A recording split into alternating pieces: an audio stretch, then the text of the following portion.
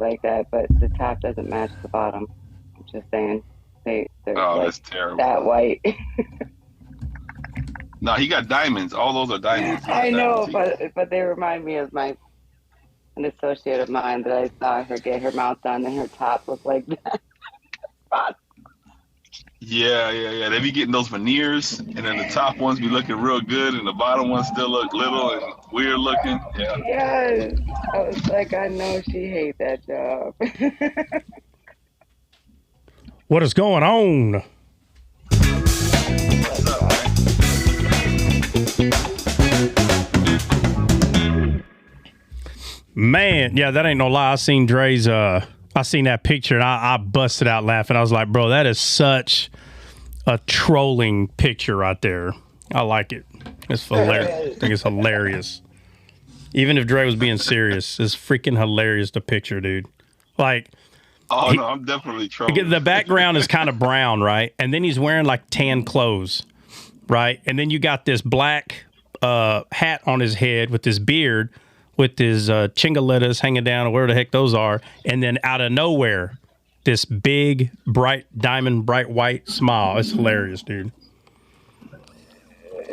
Like, that's, matter of fact, that is like the, what do you call, that's like the garnish of the picture, or those teeth in that picture, dude. It's freaking hilarious.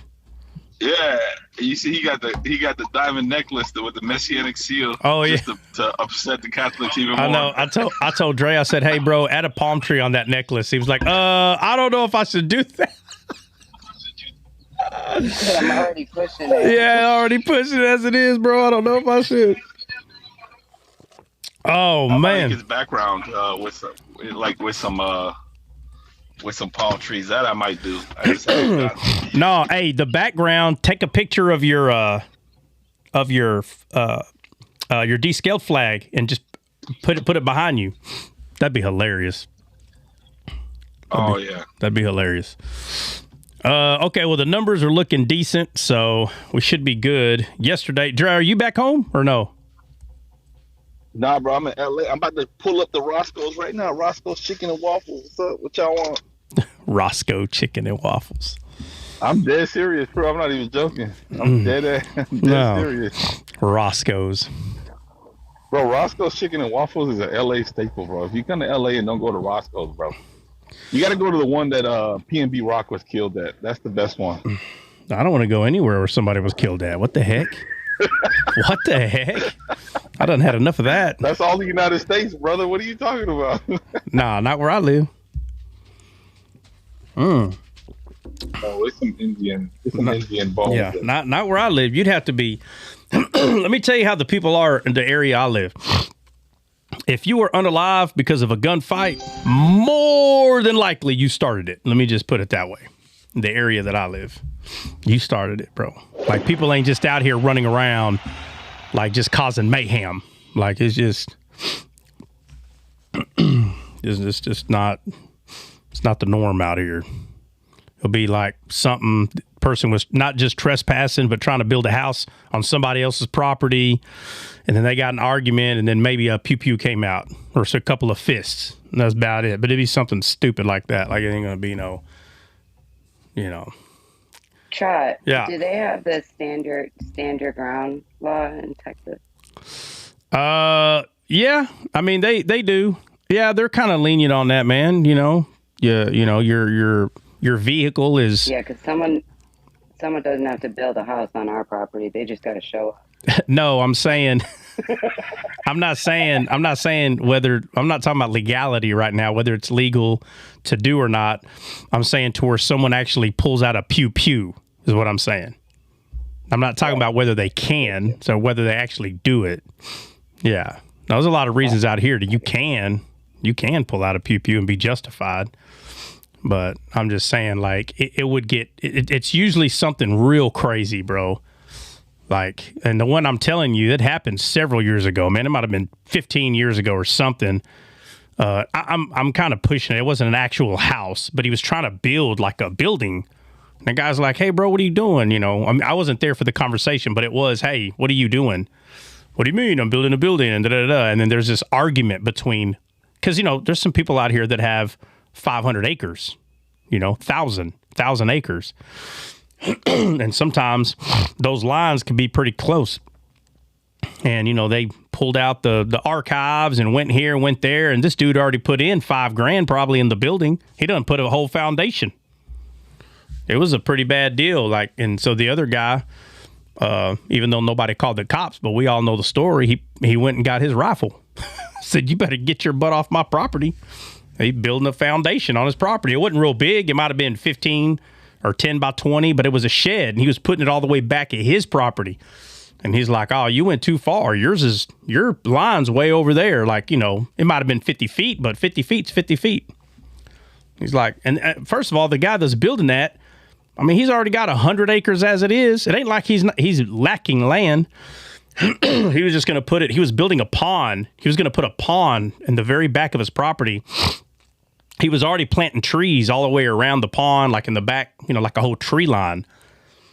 And, but that's when when some of these people don't have fences. I'm telling you, there's 3, 4, 5 properties. There's no fence on the property. Everybody just kind of knows, what's yours, what's not yours. But a lot of people are starting to sell their family's land out here in this area. Not everybody, but a lot of them. Anyhow, so what's new? What's new on the to-do list? Dre, what we got for current affairs? Dre's like, man, I got waffle and syrup on my beard. I ain't trying.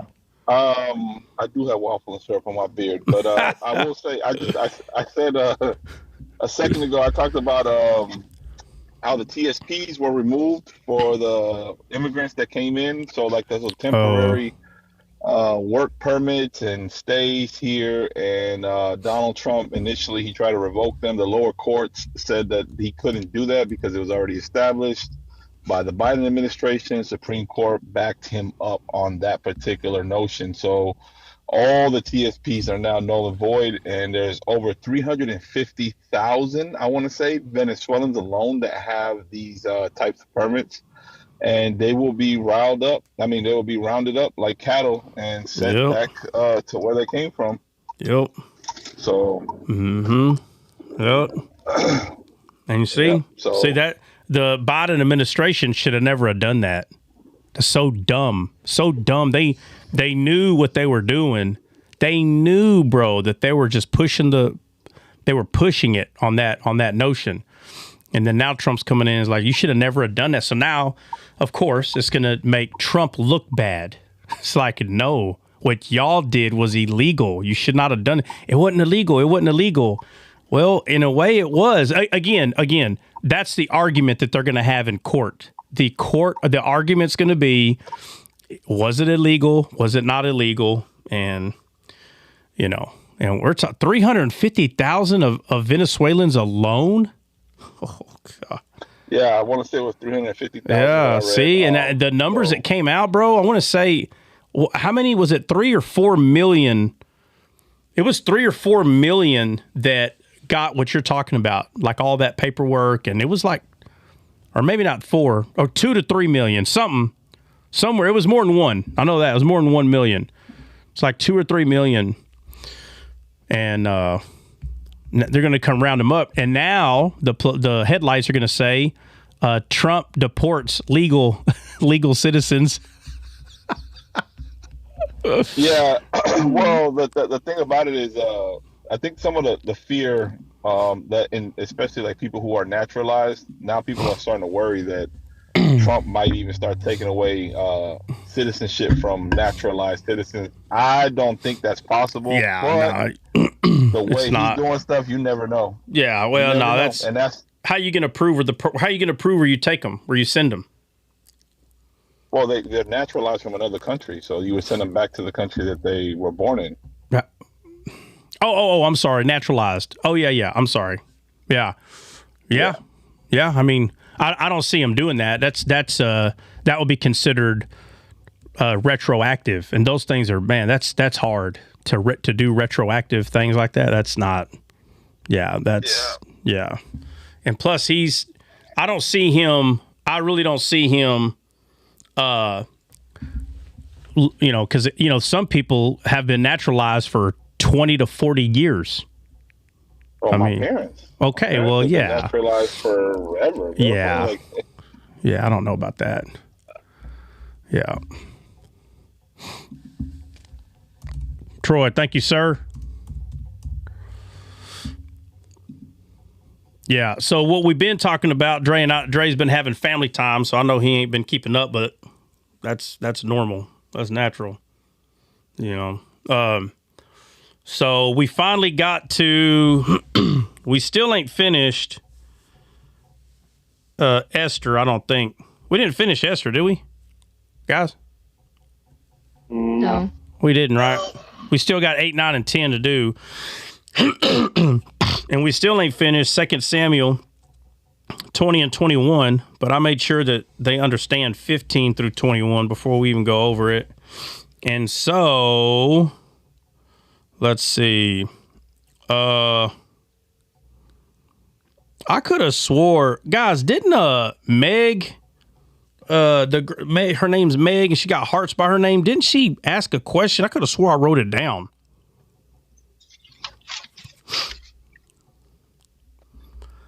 She did, but you directed Yesterday? it to YouTube. Yeah. No, it was Friday. We're already getting off, and I told her to come back because she comes and goes. Like, shoot, I won't see her for a couple of weeks or 3 weeks, month maybe. But what did she ask, though, is what I'm saying. Maybe I wrote it down in my notes. Let me look. No.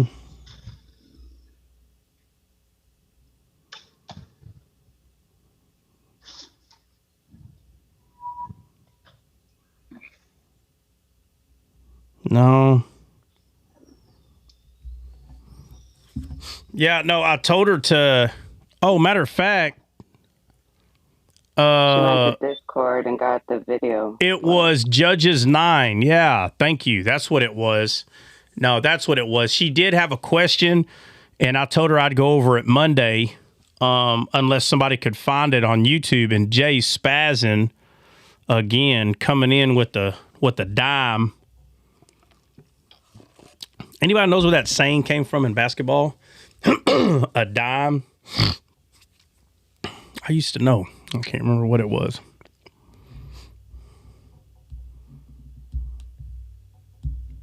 I think it has something to do with the post office. Like it used to cost a dime to mail something out. Excuse me. So like when guys started shooting good baskets, they would call them dimes. Like, I don't know, like send out the mail or something. I think it's something like that. Let's see. I didn't even look at our daily ranking. Nobody is that old. Oh my God. You know what, Brenda? I'm gonna kick you out of this room. Oh, this YouTube. You lucky. You lucky we're on YouTube right now. Or you're on YouTube right now. Let's see.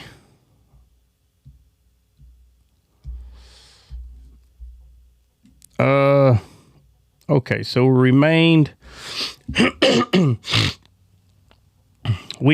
Oh, okay, so we got a fragment added yesterday. Oh man, 2 more fragments. We'll be back at B5. Well, heck, that's turning out pretty good.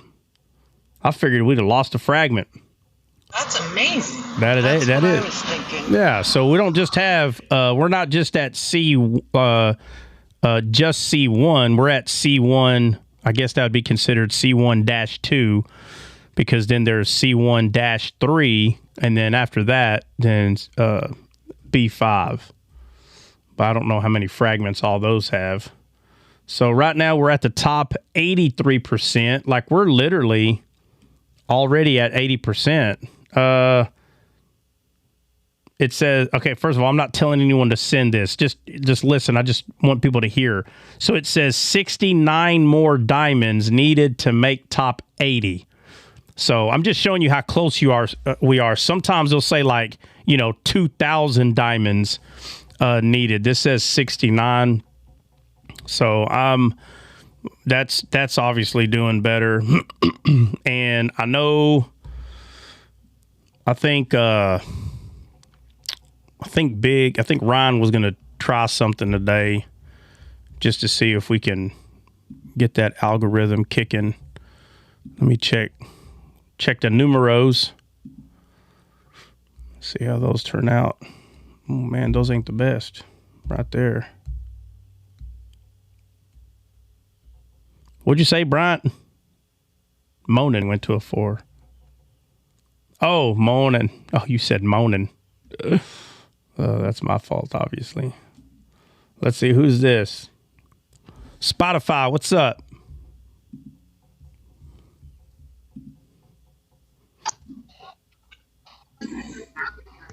What's going on, Spotify? Hello. You there? Anybody know who this is?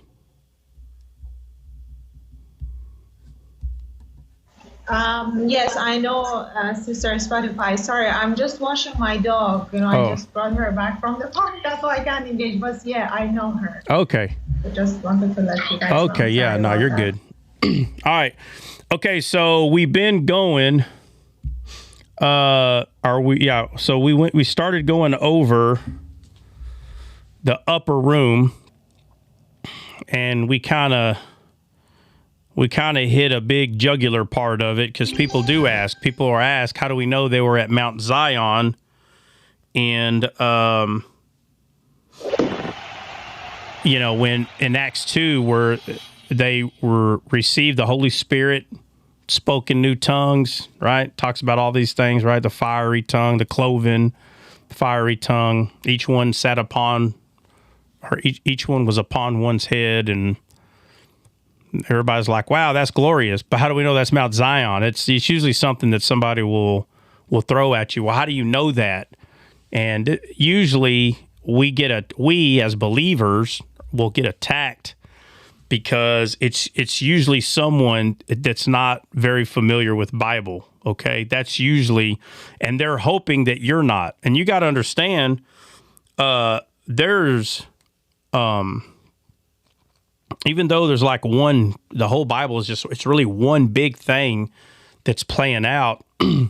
The Bible is kind of like the movie Avengers. Y'all ever seen that? Yep. Right. You notice you have like little sectors of like different things going on, and then they even have their own show. Like, what's that dude's name? Doctor Strange. So Doctor Strange has his own story, right? He's a doctor that needs his hands.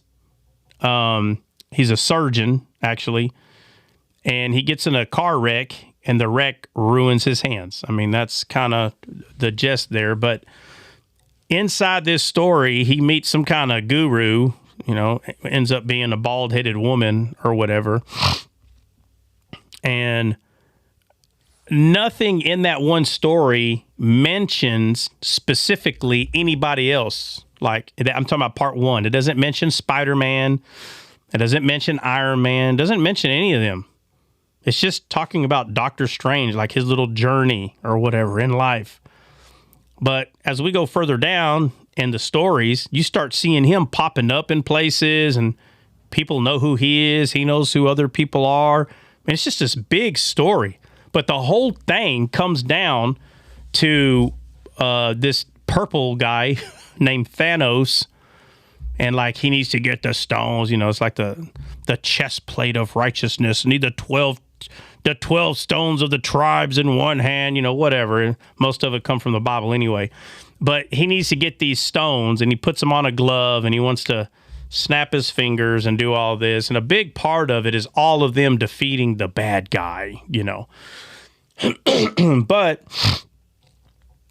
individually, they still have their own lives. Like, you even see the one guy that's a human, like he has no cool powers other than he can see really good, like really far and really well, which is great. And he shoots arrows, but he can see, it's crazy. He can see really good, but he shoots arrows. It would make more sense if he can shoot really well and he's a sniper. That make way more sense. Snipers these days, snipers these days can shoot approximately 4 miles. Did y'all know that? Hawkeye, yeah. I didn't know. Yeah, 4 miles. I understand a mile. I get that. 4? Matter of fact, they may be shooting further than that now. I don't know. I ain't never shot a target at 4 miles. That's, But I'm saying if you had good eyesight, you'd probably be one of carrying around, I don't know, a Barrett 50 cal, at least, or a Lapua, something. Maybe if it's something. But now he's carrying a bow and arrow, something that shoots, I don't know, maximum effective range, maybe 200-300 meters. I don't know how far one of them.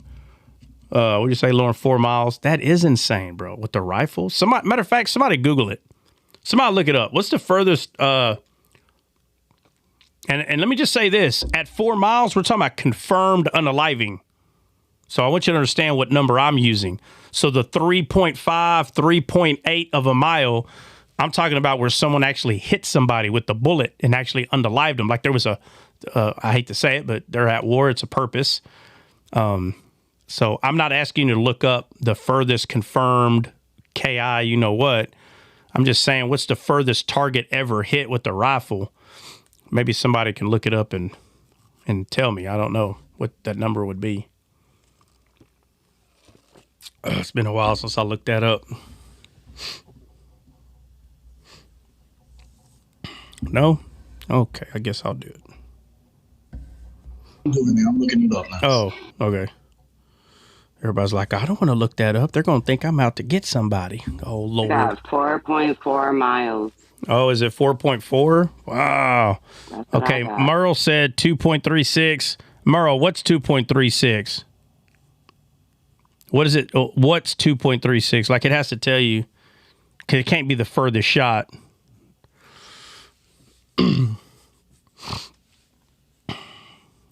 Yeah, Todd, I see that. 2.36 what? What about 2.36? I don't want to make it on my watch list. Oh, Lord. Y'all just blame me. Yeah, whoever it was it Nino Kelly? Kelly who said 4.4 is actually correct. Okay, hold on. 7,744 yards. Okay, so hold on. 4.4 what? I need some elaboration. Miles. No. Miles. No, okay. According to No Man's Rifleman and Outdoor Life, the record was set September 13 of 2022. Okay, what record? Record of what? My bad. This is my fault. I got it. The record-breaking shot was achieved with a custom-built .416 Barrett rifle chambered in a .416 Barrett ammunition.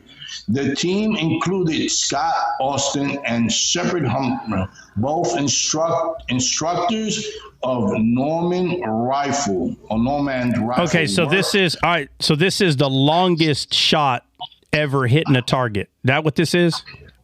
Yes. Okay, remember there's several kinds of records.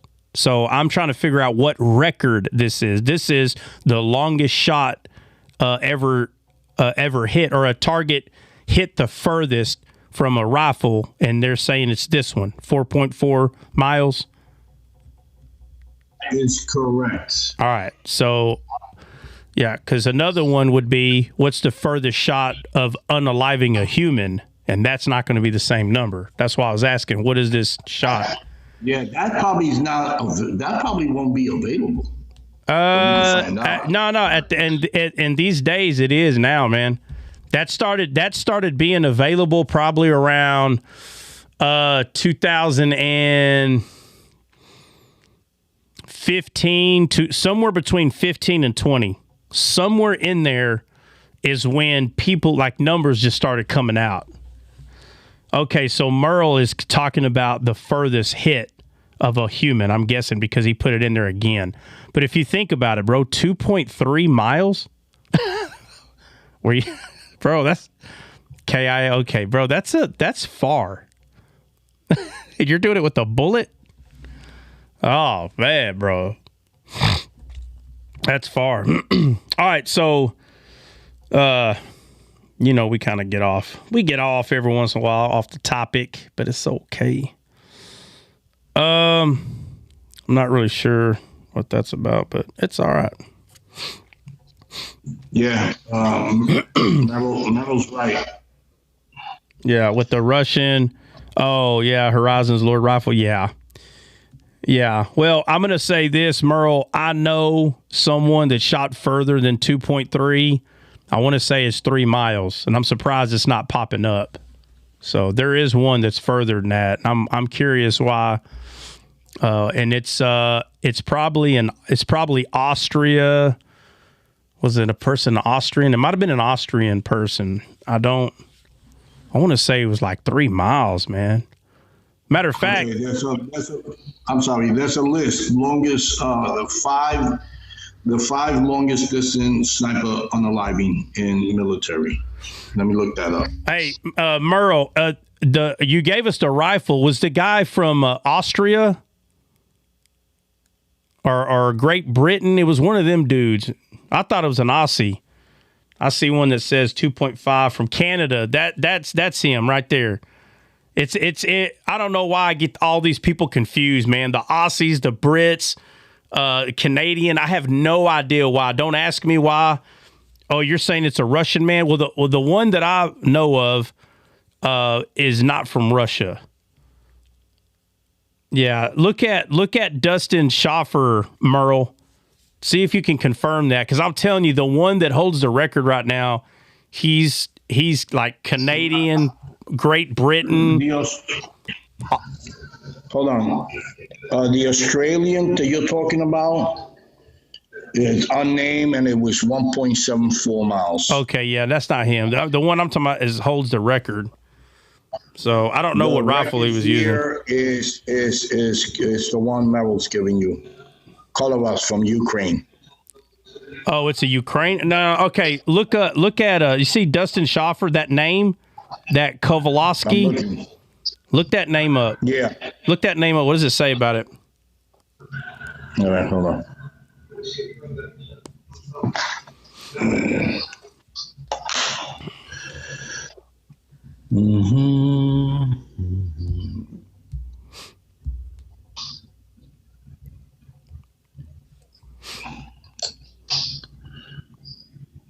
Come on, but it doesn't open up my other window. There we go. Okay, I'm just doing a regular search on him.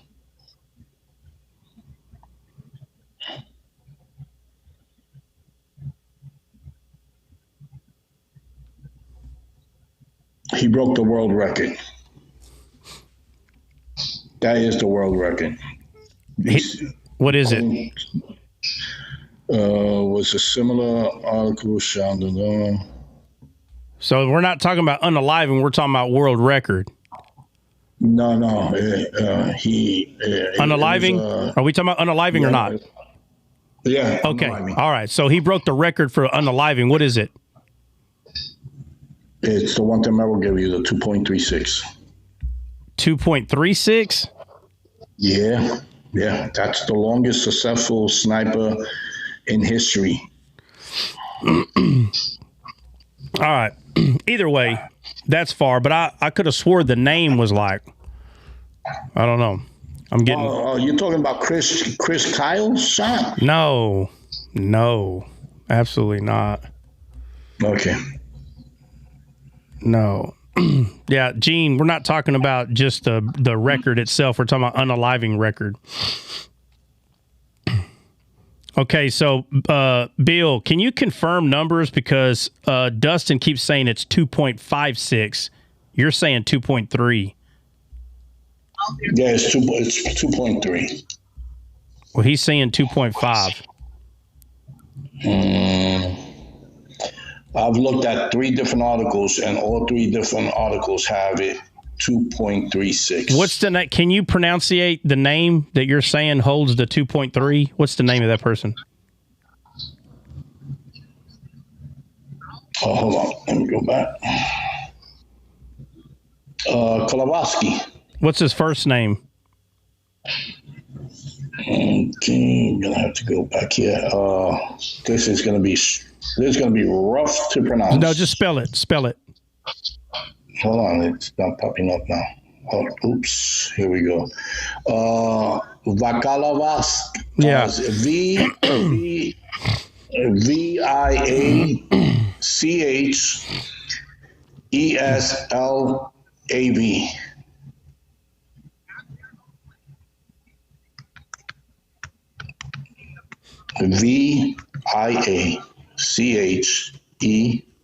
Viachaeslav. Somebody could put it on the chat. I appreciate it. Hey, does it say 3,800 meters? Does it even give you meters? That's right.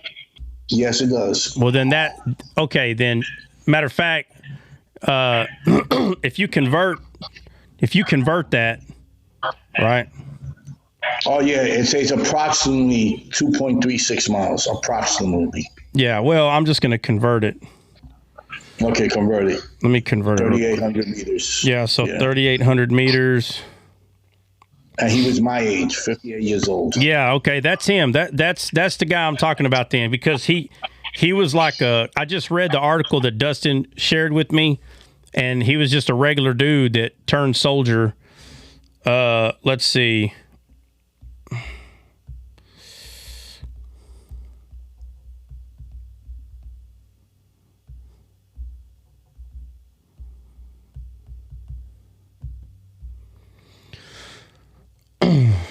Yeah. Hey, Dustin. So the number is 2.36.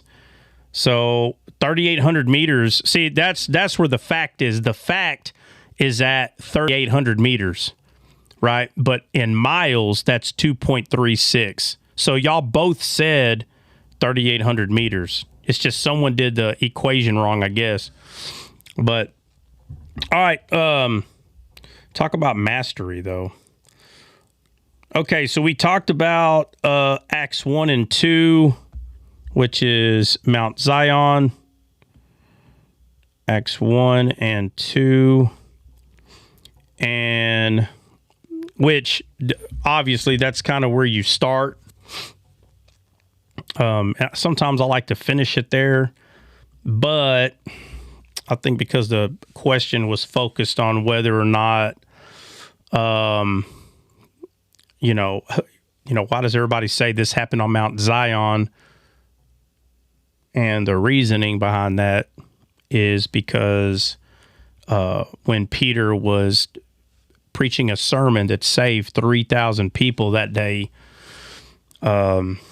he said that this is from the prophet Joel,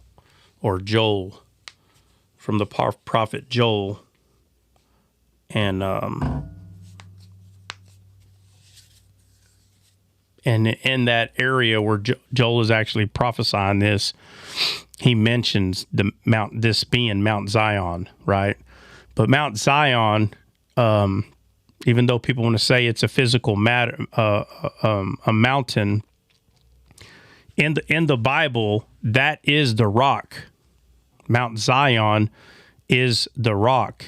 It is the Spirit, is really what it is. Mount Zion is representing the good ground, the good rock that the church is going to be built on, because the church is built on God's mountain. That's what it's built on, not in the sense of God's mountain, Mount Sinai, and we can see all these other mountains that were, Carmel, but it's referring to the rock, and that's what Jesus was telling Peter when he says, I call you rock, and upon this rock I'll build my church. And even though his name is Pebble, it was talking about the fact that Peter received, you understand, he received revelation, but the foundation on how it happened was through the Spirit. So that small revelation, even though it's huge because it was showing him who Jesus was, he's calling that truth a pebble to be added to the foundation of the church. And there are people that run around, like the denomination of the Catholics, they run around and say that when the Bible says the church is referring to their denomination. And it's not. It's referring to the spiritual foundation of what Christ laid on his mountain, his authority. It was him that did that. And we went over that in Acts 1 and 2 yesterday. So today we'll go over about, let's see, let's do Elisha, 2 Kings 4. Let's go to that area. Brother, God bless you and God bless everyone. I was going to ask you something. So before, I don't know, should I keep the question for the last, or I'm just going to ask the question and then you see if you want to go over it now. So yesterday I went to a live, right? It was again huge mistake. I don't do that usually. I saw the live was, about no law and all of that. So anyways, so I brought up, we were having a discussion, and then I said that Jesus's body was holy. It wasn't like us, right? We were not like Jesus. Yeah. And the person kept saying, no, Jesus was like us. Look in Romans chapter 8, verse 11, it says mortal body. So if you're like him, he's like us. So yes, his body was mortal because he died on the cross. Yeah, but. And then I was like, yeah, so I said, no, that's not. And then I said, no, they dropped me. And then they kept saying in the chat that Antichrist spirit, did Jesus come in the flesh? I was like, oh my God. So what were you going to say before they dropped you? I was going to say, no, Jesus's body was holy because he didn't have an earthly father in the first place. So his birth was miraculous. He did not inherit the sin of this world. So he was not like us. His body was holy. But you gotta hurry up and get there quicker. You're going to freak people out. Right. You have to. That's my problem. Yeah. You need to get there quicker. If someone is telling you that Jesus was like us, you kind of just want to say it like, okay, well, Jesus didn't have sin. And they're like, oh, no, well, he didn't have sin. Then he wasn't like us then, period. You have to just kind of hurry up and get to that point. And if they go, oh, I see what you're saying. Well, yeah, but other than that, he was like us. Fine. It said that he came. He said because he died. He said because he died on the cross. That's why he was like us mortal. I said, first of all, that is not. First of all, he said he gave his life. He didn't just die. He gave his life for us. There's a difference. Right. There's a difference between someone taking a pew and then they killed him. No, bro. He said no one takes my life, but I give it, he said. So he gave up his life. He did. And the outcome of that is hard to put our finger on, because now are we saying that did he, when they beat him up and put him on a cross, did he just finally unalive? He just finally unalived, or it says he gave up the ghost in the sense that in a sense that it's because of him, because there's other places where it talks about so-and-so gave up the ghost, so-and-so gave up the ghost. And it says, well, it said Jesus gave up the ghost. So did he give it up like he had control of it? And of course, other people would bring up verses where it says, and so gave up the ghost. Well, did he have control of it? And it says, no, it just says he died. Instead of arguing about that nonsense, you have to talk about sin. That's what you have to go to. You just have to bring that up. Did he have sin? The answer is no. So then how is he like us? You're either 100% like a man or you're not. And he was not 100% like a man. He did not have sin in his mortal body. So they're wrong. And then if they want to argue about it, you just tell them that no, that you would have to say he had sin. He did not. Therefore, we may look the same. You may be able to touch him, but he still didn't have sin. Period. He didn't have no sin. David, he became sin. He didn't have it, though. It wasn't passed down to him from the first Adam. So it's a very important point to make, but you want to make it quick because telling people like, no, Jesus was nothing like us. What do you mean? He was mortal. He was this. And they got 50 explanations, but for some reason, they're not pointing out, well, he didn't have sin, so therefore, and the thing is, he tank upon him, not in him. Well, in the sense of not in him, if you mean not in him like he didn't receive it through the first Adam, then yeah, then in that case, it was not in him. But it was in him when he became it, in that sense. Not in the sense that he earned it. He didn't earn it, right? He didn't earn sin. He took it upon himself. So it kind of matters how you put that out there too. So, because remember when you talk about sin was in him, upon him, it's kind of the same language when you see the Spirit of God came upon someone in the Old Testament, but it didn't stay and reside in a man until the New Testament. So you'll have people try to say, no, the Spirit was in man in the Old Testament. He was in him, fine, but he couldn't stay there. The argument's so dumb to me. It could not reside there is the point. It could not reside there. So that's why you'll have people say upon or in. But Jesus didn't earn sin. He didn't earn it. So when people say to us like, well, we didn't earn it. It's like, well, we did. We earned it through Adam. That's how we earned it. Not in a sense individually, but it was passed on to us through the first Adam, because that's who we were in his image. We were in Adam's image and likeness. We were no longer in God's image and likeness. And that becomes an argument because people don't want to believe that we were no longer in the image and likeness of God, but we weren't. We weren't. Okay, we got here because of him, but we no longer bore his image and likeness. We bore the image and likeness of fallen man. Jesus did not bear the image and likeness of fallen man. So because he didn't bear the image and likeness of fallen man, we are different. We're not the same, period. That one thing right there is enough to prove that we're not the same as him, and he is not the same. It says that he came in the likeness of man, meaning he came looking, talking about like the five physical senses. He came into this world with that. You understand?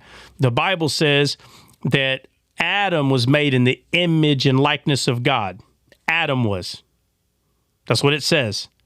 But when Adam fell, he had a different image and likeness.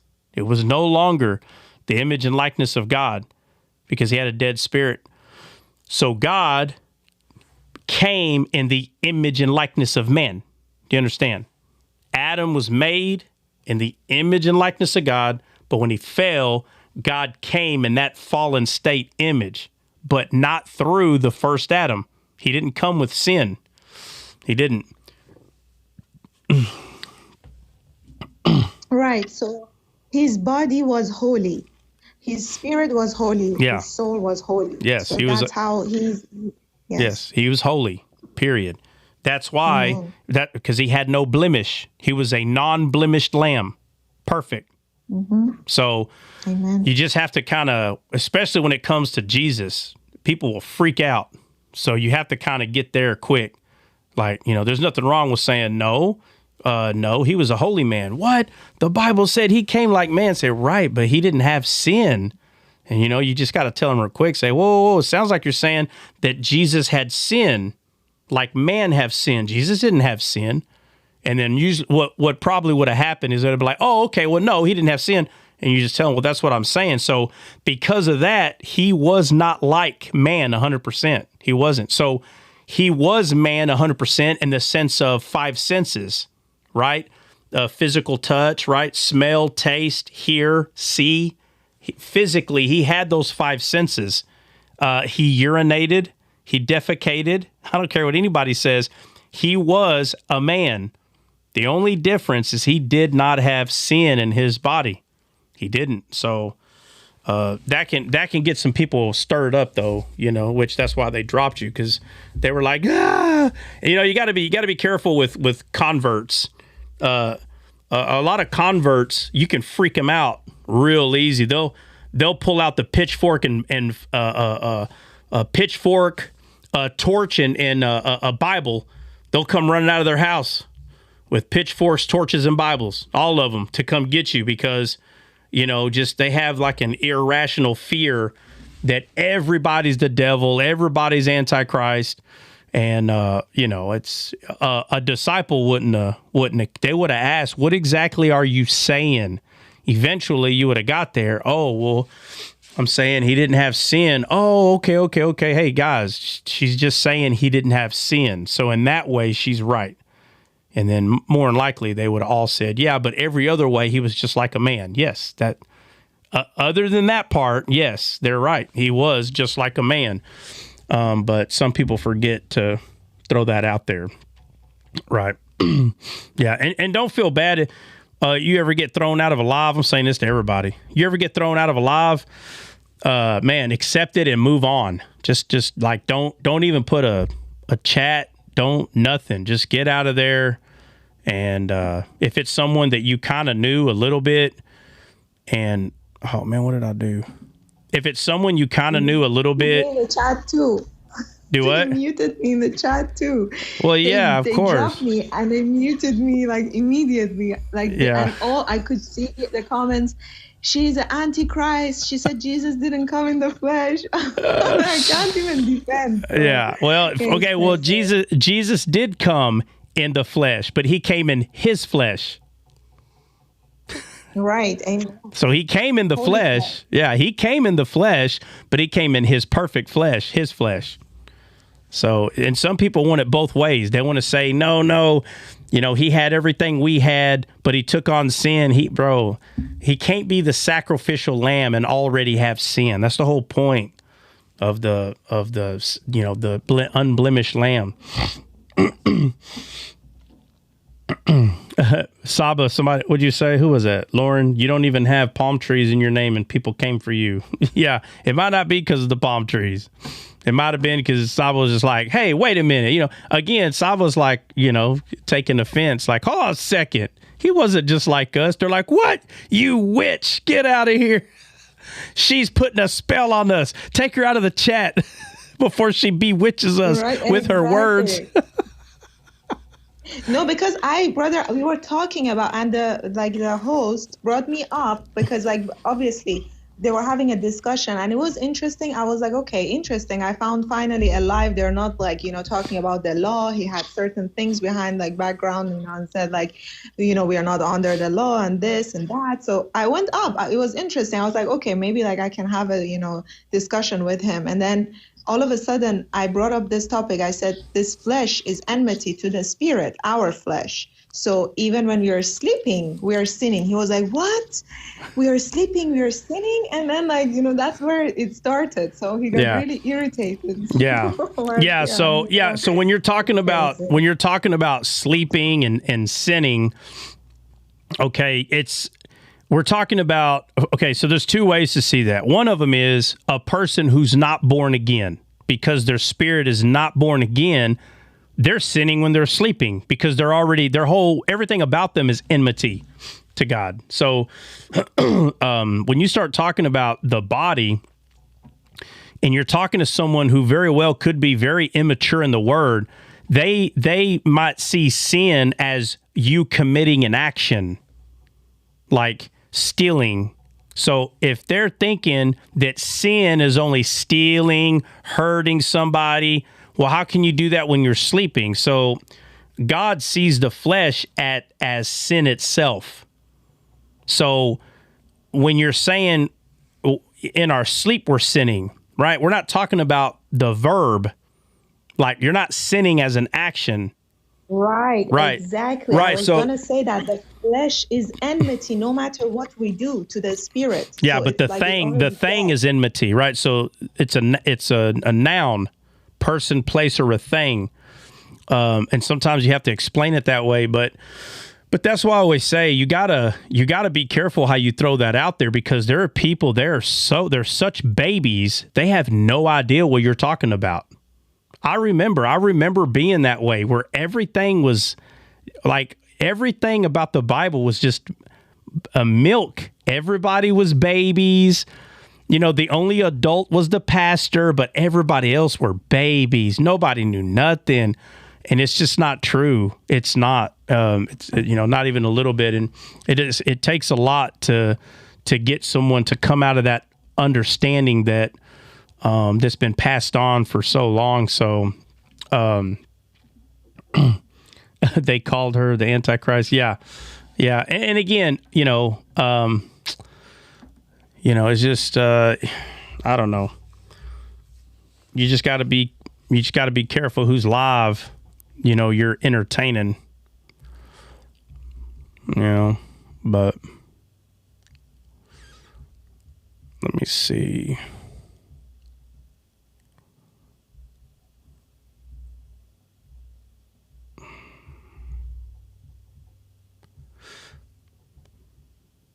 Yeah, so the conclusion is that I'm not going to join anyone's live. I'm just going to sit there on my live. No, you can't. Hey, it doesn't mean you can't join someone live, but you can't, if they're still teething like a baby, you can't put a pork degree and you get invited, I don't know, to, let's say a family member has a kid that's in 5th grade and they invite you to go listen to them read.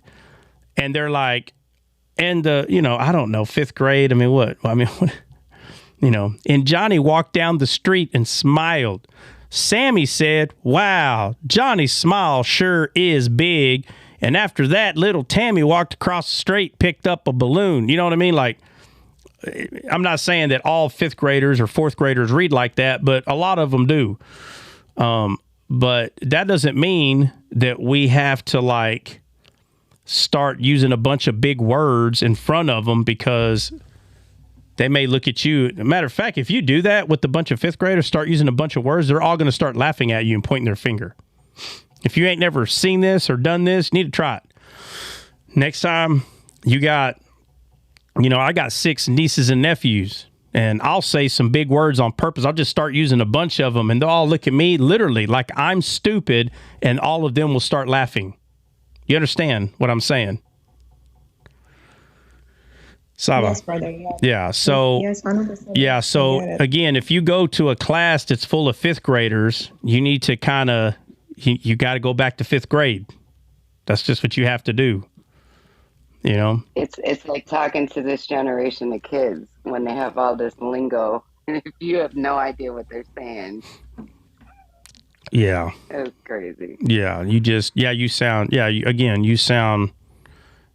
like the weird one, And he kept saying we are under the law of Melchizedek. And I'm like, so the law of Melchizedek is that Jesus' commandment, right? That love one another, love thy neighbor. That law we are following, Jesus' commandment. And he says, yes. And he kept bringing it up. But I think there was something missing, and I hope that, he joins these guild, because I believe that he's really close, to have that full picture, but I don't know, but yeah. Yeah. Like I said, that's why, I go to lives if I'm invited. That's it. And it's, I don't know. I don't know. It's the same thing. Like I said, same thing in this world. If you have someone in your family and that person has a kid in 3rd, 4th, or 5th grade, you are going to be the weird one if you go in there speaking in a way that they have no idea what you're talking about. The entire class will come against you, and you will become the dummy in the class, period. Regardless if you're the smartest one or not. You will be the dummy. They will all start laughing because they, quote unquote, will be in physically one accord, that they think the way you're talking is weird and dumb.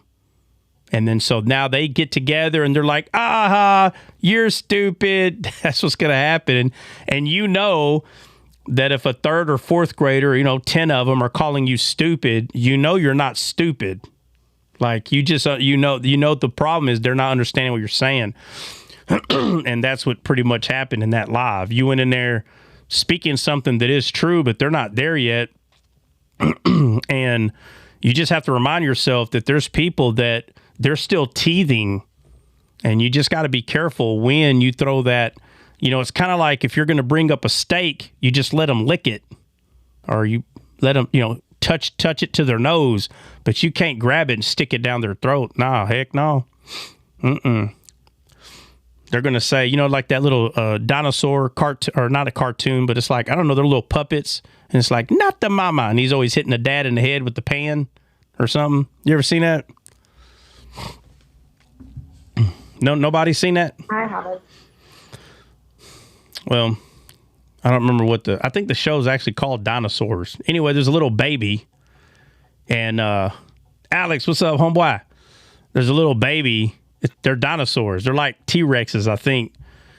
And he's always, every time you see him, he's ready to eat. He's sitting at the baby kitchen table, and the daddy will come over to try to talk to him, and he'll hit him in the head, bow, and he'll say, not the mama, basically saying, you're not my mom. Like, don't try to feed me nothing. But again, because he's a kid, that's the reason he's not letting the dad feed him, because the dad could feed him just like the mom, but he only recognizes the mommy. So you go into someone's live and you start, I don't care if it's real meat, steak, they're gonna be like, we're not eating that from you. Where's so-and-so at? We only want to eat from so-and-so, like someone they trust. Again, it's just, it's childish behavior, but, that's why it's best to become someone's friend. So, listen, there's two ways to get people to do what you want. You can become their friend to manipulate them, Jehovah's Witness. Okay. Or you can become someone's friend because you really want them to grow. So if there's any JWs listening, I apologize. I've just seen it with my own eyes. It's very odd behavior. But a lot of JWs, they're not becoming your friend for any other reason but to, quote unquote, grow their community, right?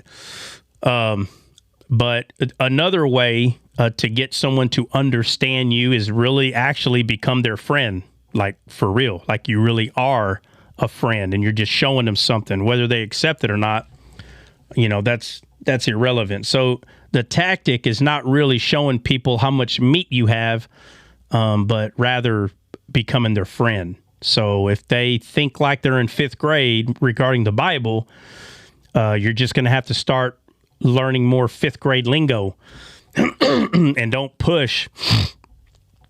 Try not to push anything else. Just talk to them about what it is they're talking about. And y'all just going to have to remember,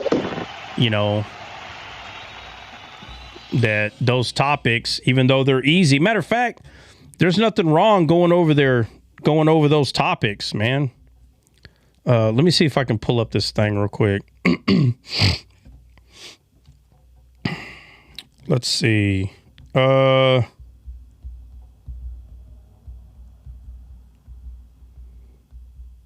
problem is they just want to get to the point. Like I try to show him and take him to few, places, and show him the spirit, soul, and body that Paul is speaking.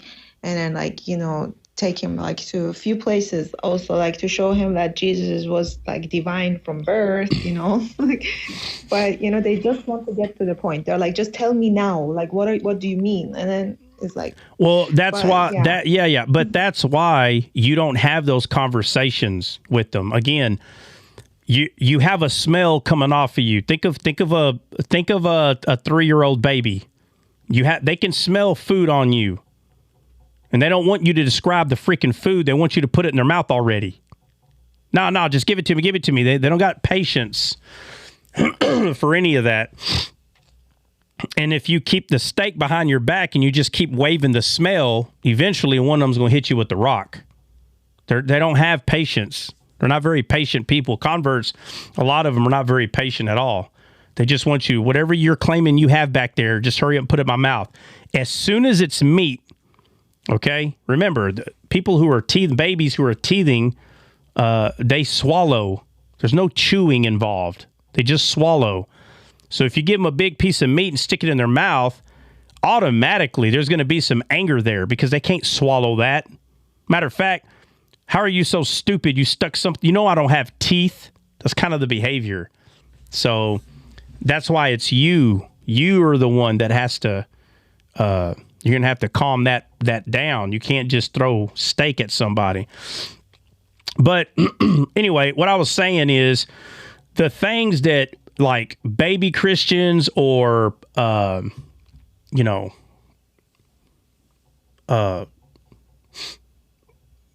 baby Christians, converts, like the conversations they're going to have is going to be like the Trinity. They're going to talk about salvation, laying on of hands, healing, sin and consequences. They're going to talk about spiritual warfare. You understand what I'm saying, Saba? Yes. Yeah. Exactly. And they're going to talk and they're going to talk about prayer, always praying, right, begging God. Yes. So spiritual warfare, the second coming, right? The Trinity, obviously the law, Jesus, sin and consequences. These are the basic topics that converts are going to talk about. And when we get to the book of Hebrews, which we've already went over, you hear the writer of Hebrews say, why are y'all still talking about these things, laying on of hands? Like y'all should already have this stuff figured out. Let's move on to more perfect teachings. And it's so clear why this person said this. I fully understand why they said it. And I know people who will say, oh yeah, that's true, but they'll never do it. They'll never get into anything else. They'll stay on these, 5 to 15 principles of Christianity. They do not grow. They will not grow. They think anything outside of those topics is witchcraft. That's what they think. And they're going to run away from it. So they kind of just repeat themselves over and over. There's nothing wrong with repeating yourself when there's people that's never heard it before. So I say it all the time on here. There's a lot of stuff that we repeat, but we repeat it because after about a year, we probably didn't go over everything in the Bible, but we went over a lot. The next year comes around, we kind of start going over it again. But we're going over something that a lot of people never even heard. And so when people say, oh, well, they never heard it, then it's not true. No, that ain't why they never heard it. It's because there's very few people that want to dig in the Bible any deeper. They just don't want to. And, you just tell them, look, it's nothing personal. I understand you may not either understand or you don't like, or maybe you want to refute what I'm saying. Fine. Have a good one. Go ahead. Try to refute it all you want to, but it's not worth arguing. It's just not. A lot of people want to teach and boast, but not learn. Yeah. And those people, Bryant, they, instead of growing, they stay where they are and they just boast and teach right there. But yet themselves, they're not growing. That doesn't make no sense. Makes no sense. What were you saying, Saba? I noticed that from them. I noticed that from this person. He had a lot of black letters knowledge, but not the spiritual, full understanding of what is happening. Yeah. I could see that. And, but yeah, brother, that, I'm slowly learning how to speak to Christians, right? Like the people who were, in Christ, and all of that. I'm starting to learn slowly. But other than that, with other faiths or from non-believers, I'm also getting there, trying to not argue, but it's a little bit different when you want to talk to a believer 100% than someone who doesn't know anything. Yeah. So Saba, I'll just tell you, and I know your heart's right, so you're not going to have an issue. It's just going to take you a few times, and it'll click. Oh my God, you have to become people's friend. You have to. And again, I'm not saying you have to meet up with them and hang out, but I'm saying a friendship has to be established. But you want to establish a friendship with someone when you know what, I think this person does have a contrite heart. They really want to learn more. and then you can start becoming their friend, like on TikTok. And it I don't care. It could be nothing more than you just hanging out with them once a week on a live they go to. You're just hanging out with them is all you're doing, because you're not taking anything away from Scripture. You're not adding to Scripture. Okay, we don't believe that Michael the Archangel is Jesus. Okay, out of all my studying, there is nothing that would lead me to believe that. Now, and let me just say this, and people don't give they don't give enough credit to the founders of Jehovah's Witness.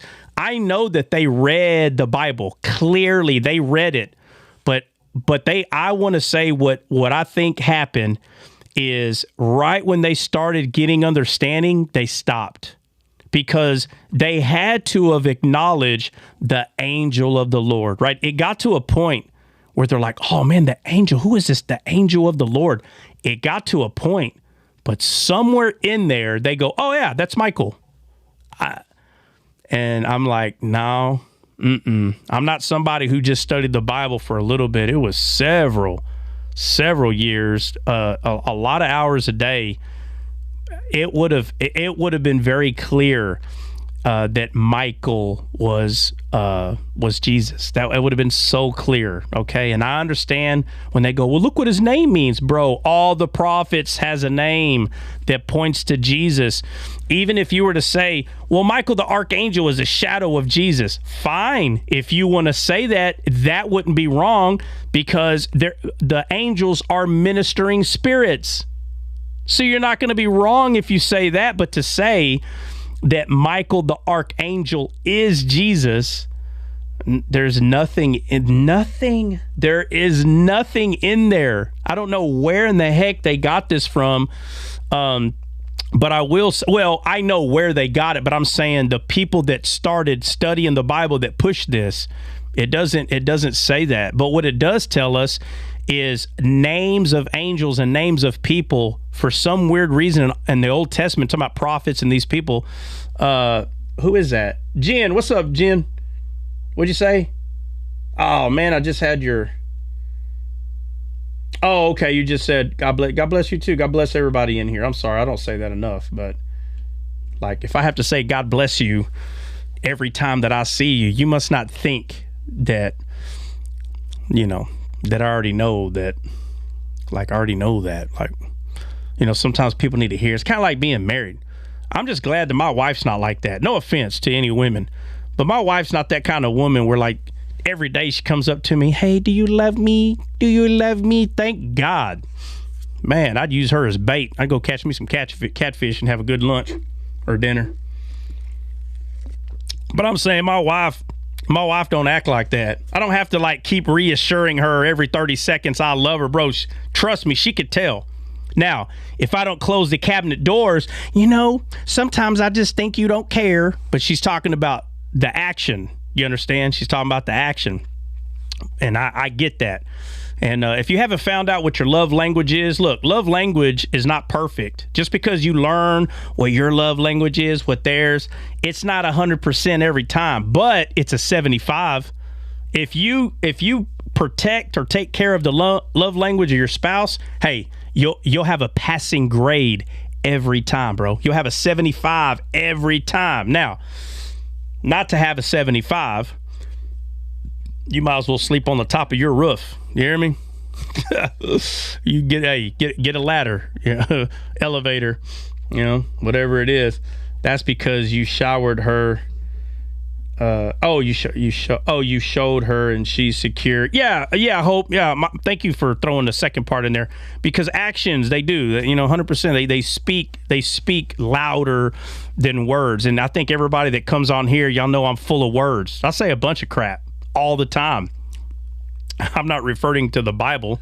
I'm saying like the way I talk. I give her a hard time all the time. Some of the guys, they come to my house. That's how I treat her, 100%. And she gives me the same business, but we're good with it. We're not cussing each other out. We're not physically punching each other, any of that. Even though sometimes I got to put her over my lap and spank her like a little kid. Sometimes you just got to do that. You just got to know how to do it, man. Some women won't let you do it because they think you're really trying to hurt them. If you got a woman like that, bro, maybe you're too aggressive or something. I don't know. But I grab my heifer and I tell her happy birthday in the, every year. She just gets an extra swat. But going back to what I was saying, like, actions do speak louder than words, dude. Jesus never told anybody he loved them. It kills me how people says, yes, he did. Yes, he did. That means that you got a bunch of sermons that are talking about how Jesus said he loved or Jesus loves it. Bro, Jesus is God. God is love. And he says there is no greater love than this. And he talks about him giving his life. That action alone shows that he is the noun of love. You understand? He is it. The noun, not action. Love is not an action unless it's a noun first. If love is the noun, then love is the action. You understand? You had a dead spirit. Your dead spirit was the noun, and the fruit, the action of that dead spirit showed, it manifested. But the more that we tell ourselves and teach ourselves that we are as he is, 1 John 4:17, the more that we understand that that's what we are, the noun, love, the fruit of that will be love. And it's not because people came and said, obey the law. There is no obey the law. There's no more of that. That's who I am. It's no more obey. You couldn't obey it if you tried. But because that's who you are, that's where it becomes more simple, because that's who you are, right?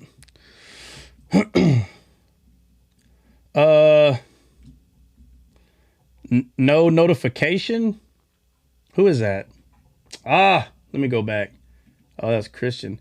No notification. Are you sure your notifications are on? Matter of fact, hold on, Christian, before you answer that.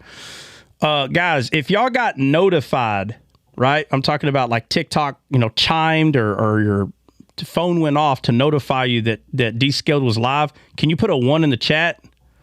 Put a 1 in the chat. Don't put another number. Oh, man, what happened? I'm not really sure what that's about. I'm going to have to turn off YouTube. Oh, never mind. Okay, I thought I was going to have to turn it off. Guess not. I ain't never changed it. Nope. Golly. I got notified from YouTube. I did. So nobody got notified. I only got you. You got plenty of invites. Do what? I said no, but Christian got plenty of invites. Oh, okay. Wow. I don't know why. Listen, if we're shadow banned or any of that, I would know. Trust me, guys. It sends a little red thing and it will tell me we are not notifying anyone that you're live. So, and again, sometimes you could probably be shadow banned and not know it. That may be possible. But usually, I'm telling you, when the numbers are like stay in their 20s for like an hour, that's how I know. I'm like, geez. Right now we're at, we got almost up to 60 a while ago, so we're not shadow banned. I don't know. Maybe I need to update. You know what? It's probably been a couple of months, man, since I updated TikTok. So that could be the issue. I apologize for that. Christian needs notification in Chinese. That would definitely be my joke. I can't believe I didn't come up with that one. Who was that? Hope, of course. You stole my thunder. How dare you? I got notification from TikTok, but not YouTube. Okay, that's okay. Well, everybody else got notified through YouTube. So,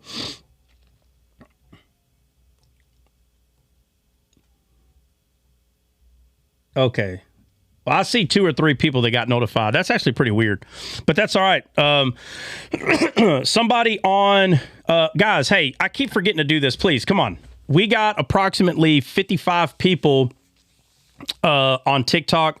Guys, I need y'all to please go to YouTube. Please, 100%.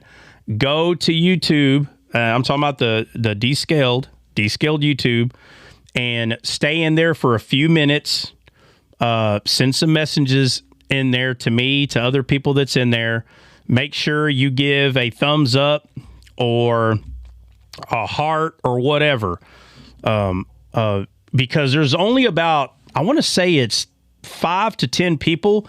Excuse me. They can't listen, the whole 3 to 4 hours, but they come for 20 minutes to an hour, 30 minutes to an hour, and they only get on YouTube. They don't get on TikTok, okay?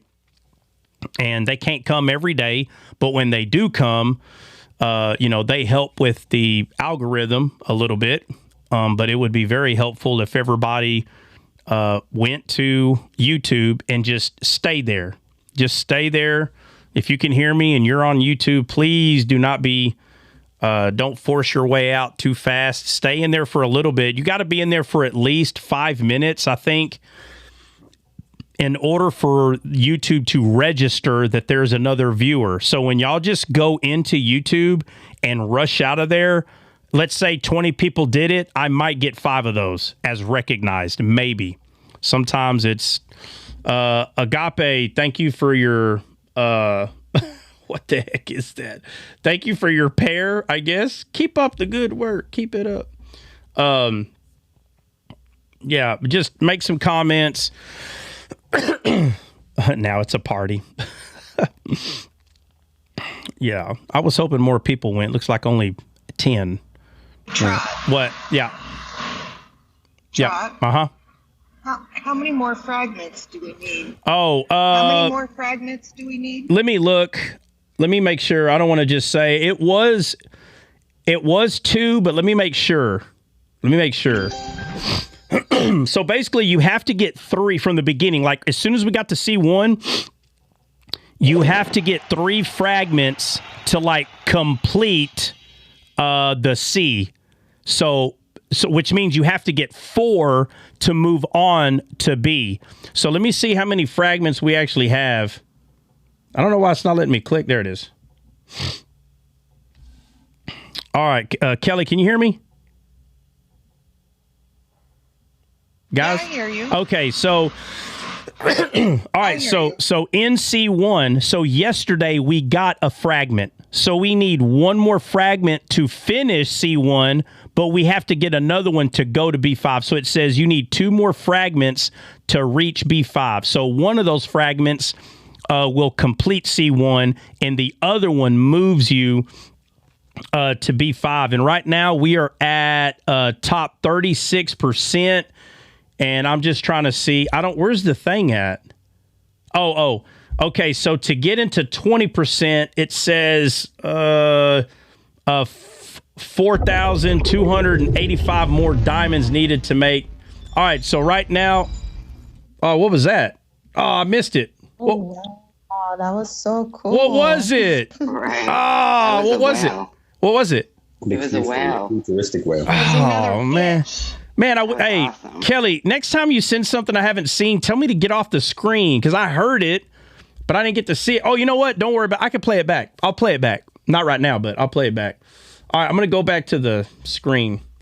All right. I'm not really sure why it even says So that should have helped right there, Trot. Yeah, let me go That to should it. have helped, right? Yeah, let me go to it and look, though. It says you have enough to gain the 1 fragment. Yeah, okay, so it hasn't updated yet, Kelly. Let's give it a minute or two to pick up on that. So the percentage is, so now we're in the 20%. We were at 36%. Now we're at 20%, but it's not telling me. I don't know why it's not telling me. It's telling me, brother. It says top 17%. Okay, no, it just did. Okay, it's my fault, guys, because of my internet. Literally, when you said 17%, I saw the little thing kick over. So we're at the top 17%, not top 20. And okay, so basically, if we want to get 2 fragments, we have to be at the top 10. So in order to get 2 fragments, which is what we need to go to B, you have to be in the top 10%. And remember, Kelly, like we talked, there's lives on all day. So people are going to be fighting for that top 10. So right now it's telling us 4,382 more diamonds to get in the top 10%. But that will move us to B. It's not, oh man, what'd I do? You know, I don't, well, hold on. Something else just changed. What did it say to make the, oh no, it didn't change. I thought something changed. Okay, pay attention. I'm going to send one again. Okay. Pay attention. Okay.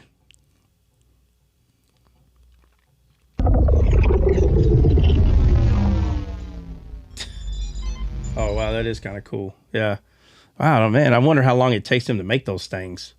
I don't think ChatGPT can do that. Just being honest, bro. God, I don't know. They probably pay somebody a pretty penny to make those things, bro, honestly.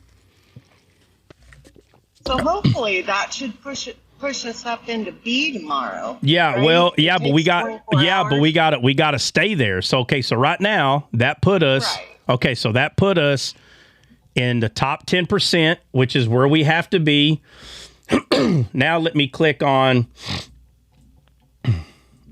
all right, now let me click on okay, yeah, so we're at 9% right now, which is higher, obviously. All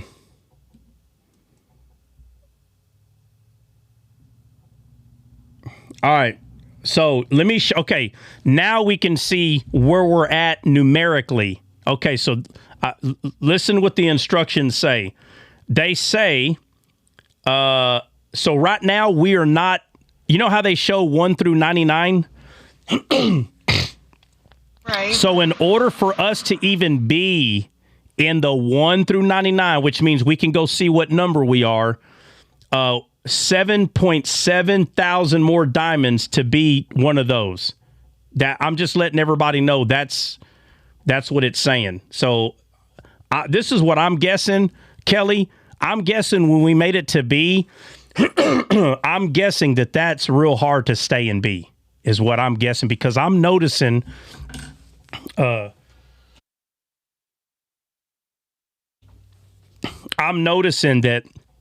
and I think I think the fragments make it harder too. I'm being honest, because the other time when we were in D and we finally made it to C, what the heck is that? All right. Hey, look, I look like Sylvester Stallone.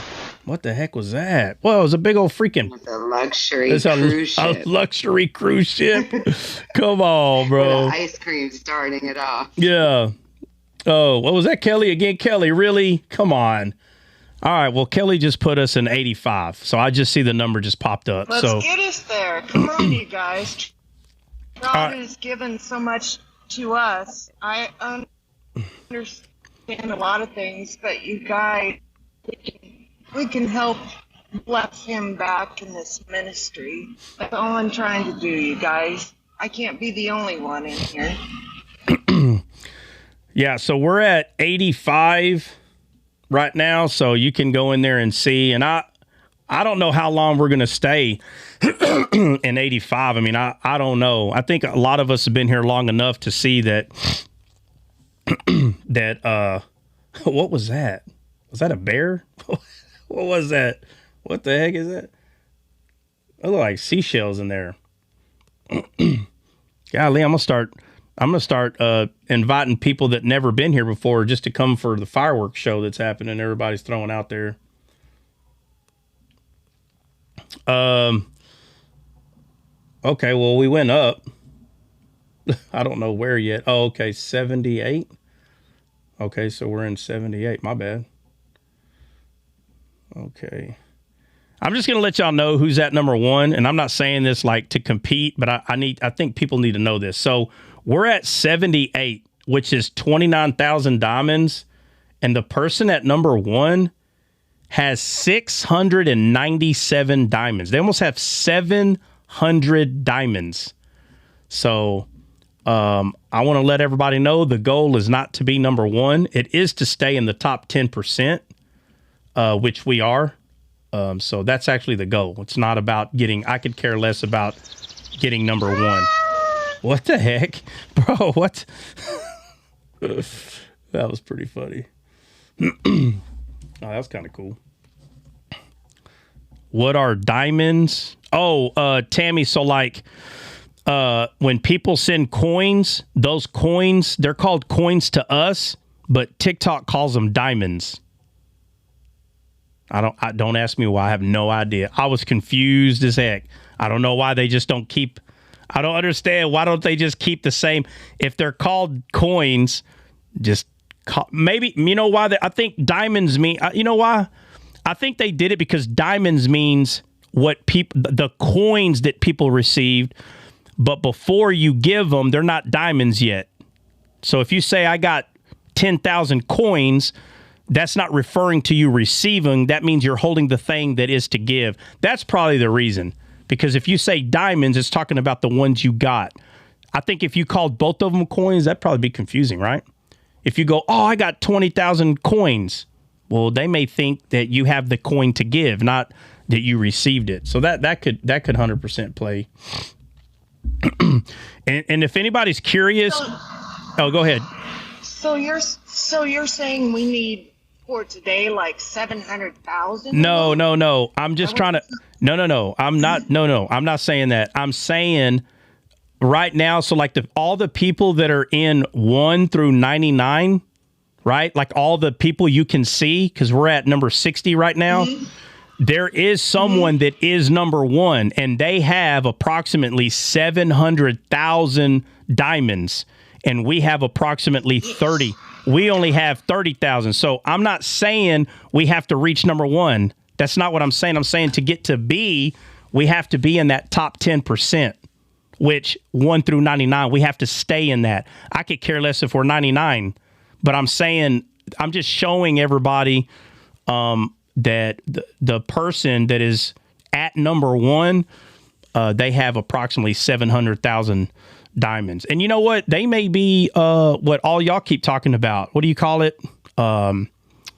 They may be battle people. Those people just may be battling, you know. And if Kelly keeps running her mouth, I might do one. And she don't shut up about it. She's like, hey, you ever think? I'm like, Kelly, I swear we talked about this yesterday. Yeah, I know, but I was thinking that it might be good. I'm like, yeah, she won't let it go. Maybe one day, but I don't want anyone to get their hopes up. I know nothing about battling at all. I might be the goofball in there getting his butt whooped because maybe they like Freddy Cougar better. I don't know. That might be the truth. You know, Freddy Cougar may show up. I just think that if, you know, it doesn't necessarily have to be like you and Dre battling or something. Yeah. And of course, maybe not Renegade, but I mean someone to exchange knowledge with to help try to draw people in. Yeah. Because maybe they're stuck in that other person's knowledge. You know what I mean? Yeah, and no. The battling, Hulk knows all about the battling, of course. But I think it'd be a great thing to do. Yeah, no, like I said, I'm thinking, I'll say this, misunderstood. At least 2 years ago, I think, she brought that up, and I'm telling you right now, it was a complete no. 100%. But again, I was new and I was like, bro, that's, and it did. I'm being honest with you. It seemed very weird to me. And I don't know how else to explain it. It was the weirdest thing. Now I got, a couple of my brothers, they play video games, so they understand the, CJ says it all the time, like where people act like they're one of those video game memes. And then, like, if you send them stuff, they react to what you sent. Oh, there's one guy, he's in a Spider-Man suit, and he sits in front of that screen like this for like 2 hours, and people send him stuff. Look at that. Is that a muskrat? People send him stuff, and then he reacts to it. And if you send him a bunch of roses, he'll sit there and sniff every one that you send him. And it was... NPC. What is it? NPC. MPC? That's what it sounds like. NPC. It stands for non-playable character. N, November, NPC. Okay, NPC, yes, yeah, okay. I've heard somebody throw that out there. Maybe if y'all say it another 100 times, I'll remember. But it's funny because when I first saw that, I had no idea what this dude was doing. But people that understand that kind of gaming, they knew exactly what he was doing and found it funny. So it was my lack of understanding in the gaming world, I ran away from it. I thought these people were like, I don't know, like maybe schizophrenic or something. It was just so weird that they're just, I mean, it was just the weirdest thing. And then finally one of my brothers was like, no, bro, watch. And he went to some game and that person just standing there. And I go, oh, I had no idea what they were doing. So that's when Misunderstood brought that up to me the first time. And I'm like, bro, I'm not doing, because I didn't get it. I get it now. I understand now. Now, that doesn't mean I'm going to do it. But maybe in the future I might. I don't know. We'll see. Oh, let me say this to everybody. You on you on Milk in the Gaming World? Yes. That is a fact, dude. Like, people would tell me, hey man, you were in Iraq, you'd like this game, and it literally looks like Iraq. Nah, I'm good. I don't know. Maybe another day I'll play it. Nah, I'm good. I mean it does. I can almost smell it. That's how well they made these things, you know. Would you say, Tammy, 2 years later? Yes, 2 years later. And remember, guys, if y'all are sending a gift, try to make sure to see if the gifting box, what's it called? Gift gallery. Yeah, try to see if the gift gallery is complete, because if not, you can give gifts, but yet the gift gallery still needs 20 roses or something, and you could have put that towards the gift gallery, which helps the league. So right now we're in, let's see, holy crud, 45. What the heck? I don't think we've been that close. Yeah, I don't think we've ever been that close. I think the closest no, you know what? No. When we were like in D4, or no, not D4, D1, like we're getting ready to move to C, I want to say we got to like 15 or something. We got up there, but that only happened one time. But this is the closest we've been in a minute. I can't believe God, we're already 45. Well, where's the big number then? Let me see where Yeah, that's what I was wondering. Okay, so all right, let me tell you what would probably be a little crazy. So everybody that's in the 40s, so right now we're at 41K. So everybody in the 40s or 41, 44, 43. All right, so it stays normal. So now we're in the 50s and the 30s. Let me see where it gets crazy. Okay, so we start getting the 80s around 10. So the top 10 is where it gets super crazy. So all these people have approximately 100,000. And right now we're at 45. So I'm just showing you where the crazy zone is. So top 5, that's when it gets super stupid. We're talking 200,000. And then top 3, let's see, number 3 right now is 300,000. Number 2 is 350. And then, of course, number 1 is still at approximately 700,000. So the top 10 is, I mean, that's just stupid crazy. We're talking about hundreds of thousands. Top 10 is actually 90,000, but still, that's pretty far. Like, pretty crazy. They probably have a few hundred people in there. Oh, probably. And we only have what, 50? Yeah, that's what I'm saying. Like, I mean, it's possible that we can be in B tomorrow. It's possible if we stay on the top 10. If we get at least one fragment, that'd be awesome. 2 would be great.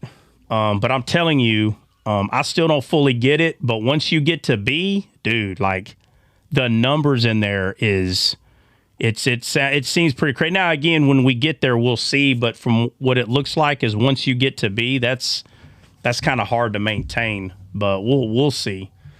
So when your gift gallery says all lit, that means all of them are done? I think. Is that what that means? I don't know. Let me look. I'll let you know. Gift gallery. Yes, that's what I mean.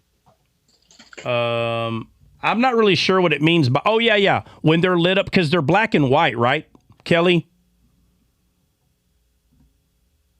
Kelly, you there? Yep. Yeah. I was just looking in there myself. Hey, am I saying that right? Like, basically, everything's black and white, but when one of them's complete, they light up? Yep. Yeah. And it'll show whomever the title gifter is. So if you don't see the lit up name underneath, then we need to fulfill those gifts. Okay. Whether it's like the hat, mustache, the finger heart, whatever it is. Yeah. Okay. Yeah. So make sure that you're given the gifts that's in the gift gallery first, because that is 100% going to help the league. Right now, once those are full, then everything goes to the league. But I think the gift gallery box, for whatever reason, matters. I don't know why. I really don't. I've looked at it a few times. I still don't understand what it means. So like I said, Ryan just said it's all been completed. Okay, yeah, it has. And if y'all haven't seen, well, never mind. I'll say that later. All right, let's get to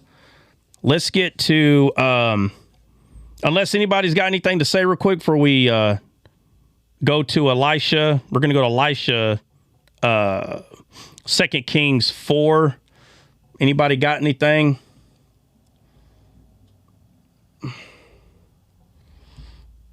No, nobody got anything. Amazing. What's up, man? What's going on? What's up, family? Man, you came at the right time, Bubba. We about to get. Hey, were you here yesterday? Did you get to hear us talk about the upper room? I sure didn't, brother. Oh man, well, you know it's recorded, so when you're driving and yes, if you're not live, you might want to listen to that one. I'm telling you, there's so much in the Bible. I forget how much stuff. That's why I tell people, hey, is there something y'all want to talk about? And Saba, about a week ago, she said she wanted to talk about the upper room, so we started talking about it yesterday, and we went over Acts 1 and 2, and today we're going to go over Elisha, 2 Kings 4. That's what we're about to talk about right now. Right to the now. Well, let's get it on, brother. Yep. I'm hungry. Oh, man, I hear you. I'm hungry. I'm hungry 2 times, spiritually and physical. I'm hungry. Amazing. You need to go back to yesterday's trot. It was on fire. Well, the Bible's on fire, man. We just need to read it. We just need somebody to play it. That's it. Play the harmony. Because it's there. No doubt. It's there. I'm still laughing about how Amazing said, man, I don't know if I could see Trot up there. And the Lord said, that's the funniest thing. I couldn't see myself. That's so funny. That'd be so funny if I was up here doing that. I got screenshots of you, and I'm gonna send them to you with D-scale and everything. And I got to do a TikTok with you asking the question, and then like a millisecond later saying, "Don't worry about it. I'll do it myself." Oh, he said, "I ask a question. Don't worry about it. I'll do it myself." If you want something done right, you gotta do it yourself. Oh, that's funny. I'll be tripping out when you do that. Somebody find me. Oh God, I'll do it myself. I gotta get my hat, my shirt. I gotta do my everything. I just want to tell you, it's coming. Oh well, I'm waiting on it then. I'm sure I'm gonna bust out laughing. That's funny. Is that what I do? I say, hey, somebody look up. You know what? I do it myself. You know what? I do that, don't I? Yeah. Oh well. Yeah, like give us at least 30 seconds. Oh God! And you know me have this big old Bible. I got to find this big giant Bible. I got to find. Yeah. Okay, I'm sorry. Yeah. Yeah. All right. I'm on the bus. I'm talking all loud. Let me calm down. They told me be quiet. Oh, okay. Well, that's all right. Hey, you can. Hey, just listen to me chop my gums. That's all you got to do. Let's see. Nice, man. He can get an umbrella for the router. That ain't no lie. Get an umbrella for the router. Shoot. Get better internet. What the heck is that? Bam. Blue versus red. That was cool. That was actually pretty cool. I don't think I've ever seen that one. I haven't seen that one. The whale, that new like computerized looking whale. And there was something else I haven't seen. I think it was like the weird like bouquet of flowers. I don't think I've seen that either. It's a nebula rose. Huh? That's a nebula rose. Nebula? That was cool. Oh, yeah, that was kind of cool. I never seen it. Yeah. Oh, man, y'all playing hard for real. So, well, whoever that was definitely bumped us up. I don't even know what number we're at. 39. 39? Yeah, we're in 39. All right. So let's go to who's going to read? I need a reader.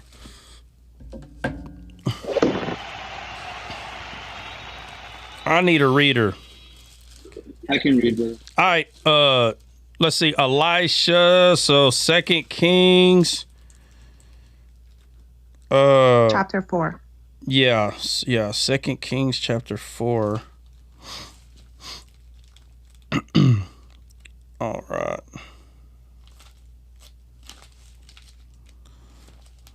Yeah, 2 Kings chapter 4. I mean, where is my 2 Kings? 2 Kings hiding. Amazing's on the bus and somebody's like, hey, you being too loud. Somebody's like, oh, okay. Golly, my bad. Amazing like that. Amazing gonna be like that. Y'all see that?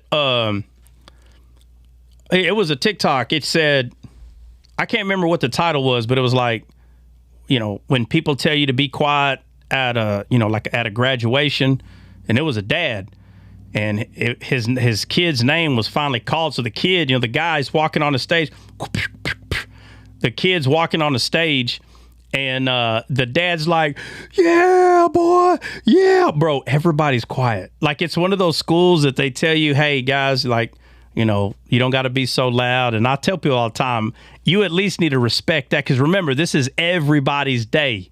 But this dad didn't care. He's like, yeah, boy. And then, like, within 5 seconds of him celebrating, he was like, man, we really didn't know if you were going to make it, which I will admit was funny. But some of the schools kind of tell you, like, just keep your cool, which I always respect. I always respect those schools. Now, some schools don't care. They'll let you act like an animal if you want to. And when I say animal, I'm saying animal in your own way, okay? Everybody celebrates different. Not everybody celebrates the same. So if they tell you, that your kid can finally act like he or she is a Neanderthal, go right ahead. And there's some people that do that. But there are schools that ask you to please not act like this or be this way. And I don't know why people go against that. I really don't, man. Like, if the school is saying, please don't do it, don't do it. Go rent you a hall, okay? Trash it, and then pay them $500 to $800 to get someone to clean it up. I mean, but don't trash the school unless the school says you can. That part I'll never get that. All right, so who's reading? Sando, you reading? Yes, sir. All right, so check it out. I think there's 40. No, there's 44.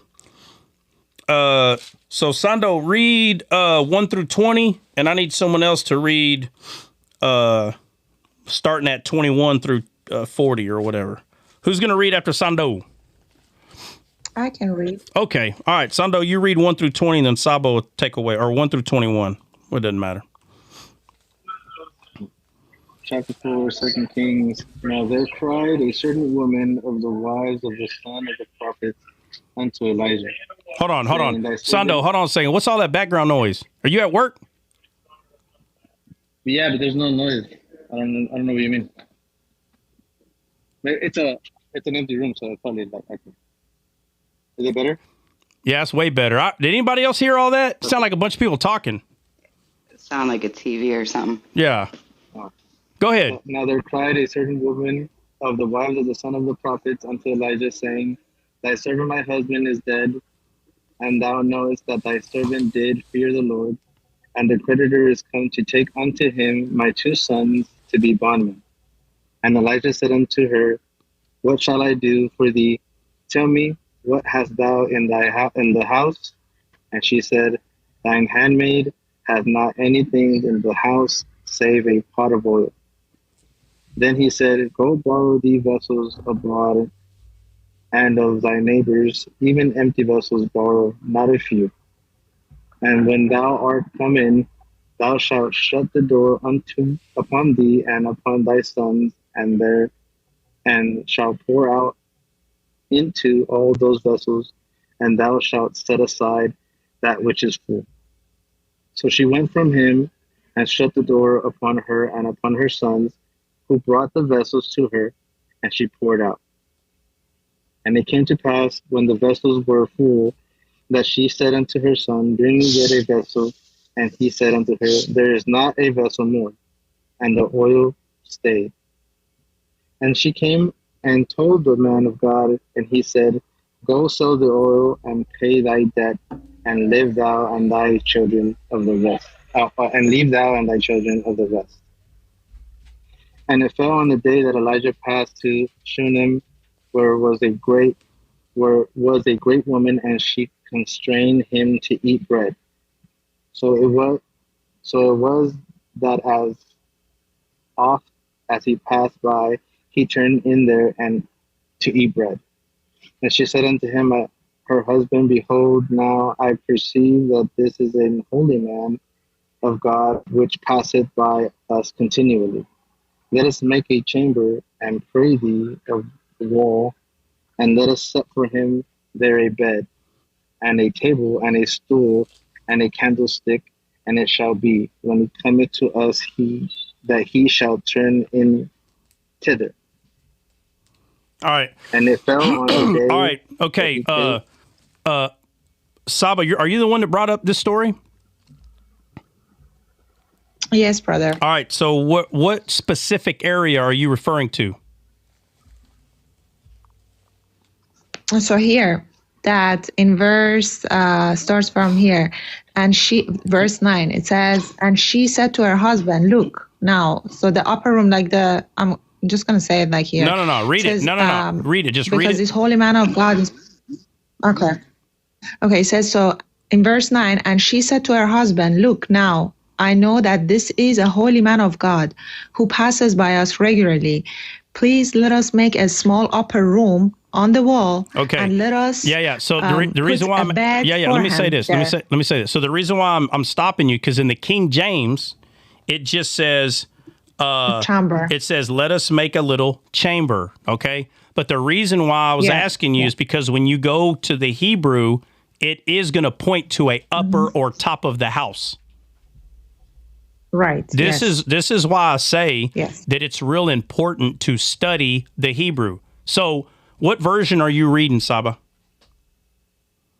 New King James. Right. And something I noticed. Let me say this. Let me say this. Hold on. Let me say this. So a lot of areas in the New King James, they went in and studied, and they tried to put a word there that would make more sense in English. So they went to the Hebrew, and they said, well, let's put upper room there because it doesn't just mean chamber. It also means upper room. So even though it's a chamber, they put some of the words in there that would help us understand. So they put upper room there, or top of the house, or rooftop, depending on what translation that you have. So that's why I say it's important to study the Hebrew, because when you go look up this chamber, it's referring to top of the house or upper room or something of that nature. So the reason why I'm pointing that out is because there's probably people reading in the King James version, and they're not going to hear the word upper room. Well, this chamber, that's what it's referring to an upper room, even though it doesn't say it in the English. So what were you going to say, Saba?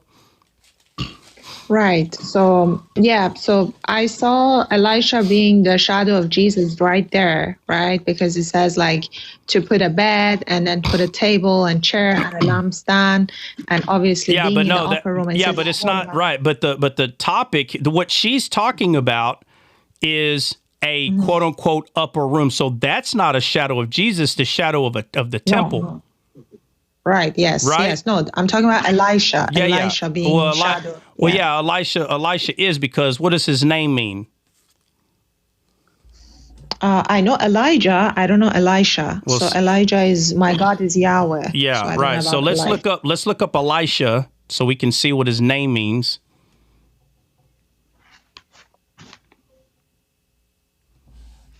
Tammy said, Amplified says, let me look at it real quick. and said, husband, behold, now I perceive is a holy man. 10, let us make a small chamber on the housetop. Yeah, so for some reason, some amplifieds say upper room, some say housetop. For whatever reason, I don't know. But it's still, the point is still made. So what does Elisha mean?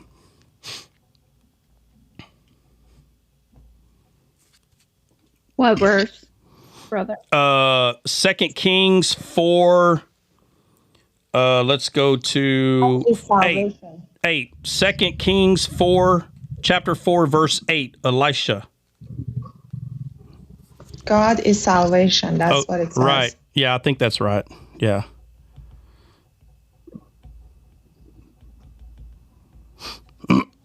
And Elijah's name means my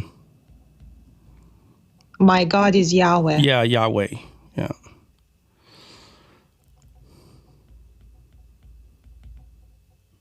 What did I do?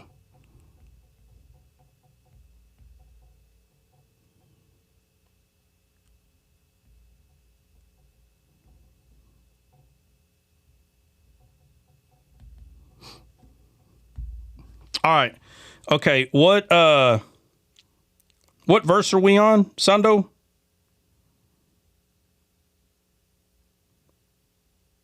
Ten or 11? Sando, not even there anymore.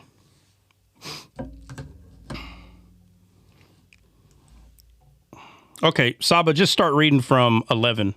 Sorry, go ahead. What? You got a client? 11. Oh. No. Okay, go ahead. And it fell on the day that he came thither and turned into the chamber and lay there. And he said to Gehazi, his servant, call this Shinomite. And when he had called her, she stood before him, and he said to him, say now unto her, behold, thou hast been careful for us with all this care. What is to be done for thee? Wouldst thou be spoken for to the king, or to the captain of the host? And she answered, I dwell among mine own people. And he said, what then is to be done for her? And Gehazi answered, verily she has no child, and her husband is old. And he said, call her. And when he had called her, she stood in the door. And he said, about this season, according to the time of life, thou shalt embrace a son. And she said, nay, my lord, thou man of God, do not lie unto thine handmaid. And the woman conceived and bore a son at the season that Elisha had said unto her, according to the time of life. And when the child was grown, it fell on a day that he went out to his father to the reapers. And he said unto his father, my head, my head. And he said to a lad, carry him to his mother. And when he had taken him and brought him to his mother, he sat on her knees till noon, and then died. And she went up and laid him on the bed of the man of God, and shut the door upon him, and went out. And she called unto her handmaid and said, send me, I pray thee, one of the young men and one of these asses, that I may run to the man of God and come again. Oh, I read past 20, sorry. And he said, wherefore wilt thou go unto him today? Today it is neither new moon nor Sabbath. And she said, it shall be well. And she saddled an ass and said to her servant, dive and go forward, slack not thy riding for me, except I bid thee. So she went and came unto the man of God to Mount Carmel, and it came to pass when the man of God saw her afar off, he said to Gehazi his servant, behold, yonder is the Shinomite. Run now, I pray thee, to meet her, and say unto her, it is well with thee. Is it well with thee? Is it well with thee? Is it well with thy husband? Is it well with thy child? And She answered, It is well. And when she came to the man of God to the hill, she caught him by thy feet, but Gehazi came near to thrust her away. And the man of God said, Let her alone, for her soul is vexed within her. And the Lord had hid it from me, and hath not told me. Then she said, Did I desire a son of my Lord? Did I not say, Do not deceive me? Then he said to Gehazi, Gird up thy loins, and take my staff in thy hand, and go thy way. For if thou meet any man, salute him not, and if any salute thee, answer him not again, and lay my staff upon the face of the child. And the mother of the child said, As the Lord liveth, and as thy soul liveth, I will not leave thee. And he arose and followed her. And Gehazi passed on before him and laid the staff upon the face of the child, but there was neither voice, no hearing. Wherefore he went again to meet him. And he told him, saying, The child is not awake. And when Elijah was come into the house, behold, the child was dead, and laid upon his bed. He went in, therefore, and shut the door upon them twain, and prayed unto the Lord. Excuse me. And he went up and lay upon the child, and put his mouth upon his lips, and his eyes upon his eyes, and his hands upon his hands. And he stretched himself upon the child, and the flesh of the child waxed warm. Then he returned and walked in the house and to and fro, and went up and stretched himself upon him, and the child sneezed 7 times. And the child opened his eyes. And he called Gehazi and said, Call this Shinomite. So he called her, and when she was come unto him, he said, Take up thy son. Then she went in and fell at his feet, and bowed herself to the ground, and took up her son, and went out. And Elijah came again to Gilgal, and there was a dearth in the land. And the sons of the prophets were sitting before him, and he said unto his servant, Set on a great pot, and seat pottage for the sons of the prophets. And one went out into the field to gather herbs, and found a wild vine, and gathered therefore wild grounds, his latch full, and came and shred them into the pot of pottage, for they knew them not. So they poured out for the men to eat. And it came to pass, as they were eating of the pottage, that they cried out and said, O thou man of God, there is death in the pot. And they could not eat thereof. But he said, Then bring meal. And he cast it into the pot, and he said, Pour out for the people that they may eat. And there was no harm in the pot.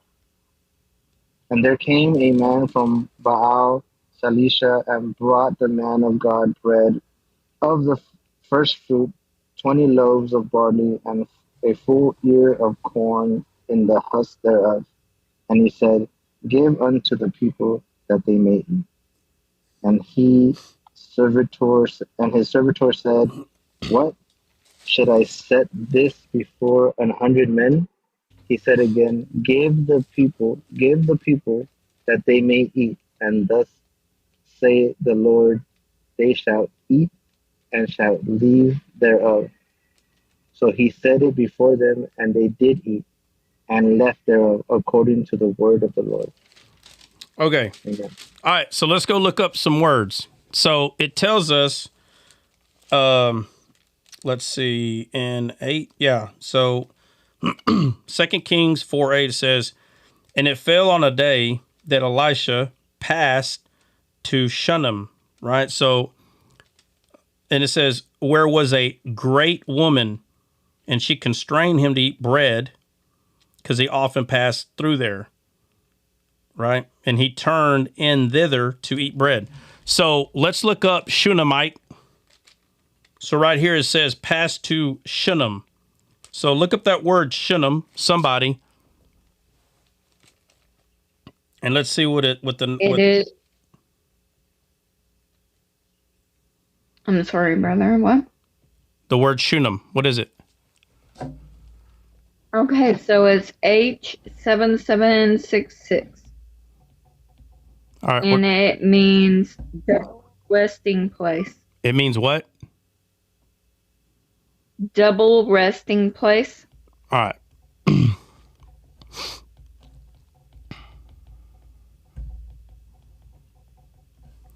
All right. Now, let's go look at, let's see.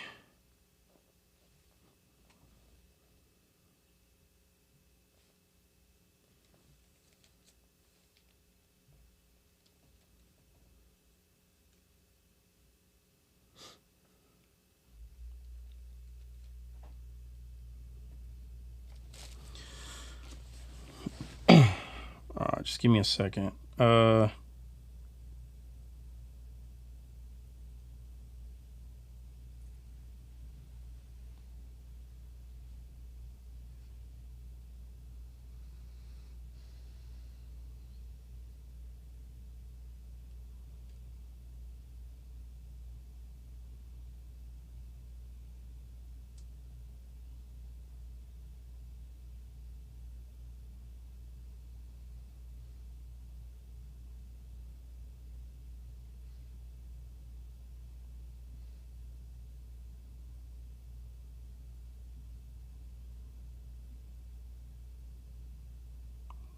I can't find it.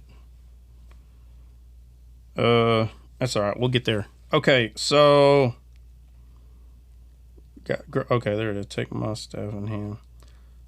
All right, so 29 says, "Desire my son, the Lord did not deceive me." It says, "Then he said to Gehazi, his servant, he said, gird up thy loins and take my staff in thy hand and go thy way. If thou meet any man, salute him not. And if any salute thee, answer him not, or answer him not again. And lay my staff upon the face of the child." And the mother of the child said, "As the Lord liveth, and as thy soul liveth, I will not leave thee." And he arose and followed her. And Gehazi passed on before them and laid the staff upon the face of the child. And there was neither voice nor hearing, wherefore he went again to meet him, saying, "The child is not awakened." And when Elisha was come into the house, behold, the child was unalive and laid upon the bed. He went in thereof and shut the door upon them twain and prayed unto the Lord. And he went up and lay upon the child and put his mouth upon his mouth and his eyes upon his eyes and his hands upon his hands. And he stretched himself upon the child, and the flesh of the child waxed warm. Then he returned and walked in the house to and fro, and went up and stretched himself upon him. And the child sneezed 7 times, and the child opened his eyes, and he called Gehazi and said, "Call the Shinomite." So he called her, and when she was come into him, said, "Take up thy son." Then she went in, fell at his feet, and bowed herself to the ground, and took up her son and went out. And Elisha came in to Gilgal, and there was a dearth in the land, and the son of the prophets were sitting. All right. Oh, matter of fact, hold on. Prophets sitting, let's see, set on a great pot. That's fine. Okay, so 29 through 37, I guess. Yeah. So that part right there. So it's just funny. People will say, "Oh, well, you can make the Bible say anything." No, you can't make the Bible say anything. I don't know why people say this. You can lie about the Bible, but you can't make the Bible say whatever you want. But the Bible does say, right? It does say something that you should see. If you have pleasant sight, you can see what it says, and you start seeing the whole Bible this way because of your sight, not because of carnal man's sight, because of your sight, pleasant sight. So Shunem happens to mean double resting place. That's just what it happens to mean. It's a place of double resting. So this lady tells Elisha, right, because she decides to make this upper chamber for him. His name happens to mean God is salvation. That's his name, Elisha. God is salvation. And he says, we don't have a son, and we want one. So he's like, okay, don't worry about it. You're going to have a kid. It's pretty much what he tells her. Well, she ends up having one. She ends up having a kid. And the kid becomes unalived. And Elisha, whose name is God is salvation, comes and resurrects him with the staff in his hand. Very important that he has the staff in his hand, because Elisha is not Jesus. So just like Moses, he's got a staff in his hand, just like David did when he went to go fight Goliath.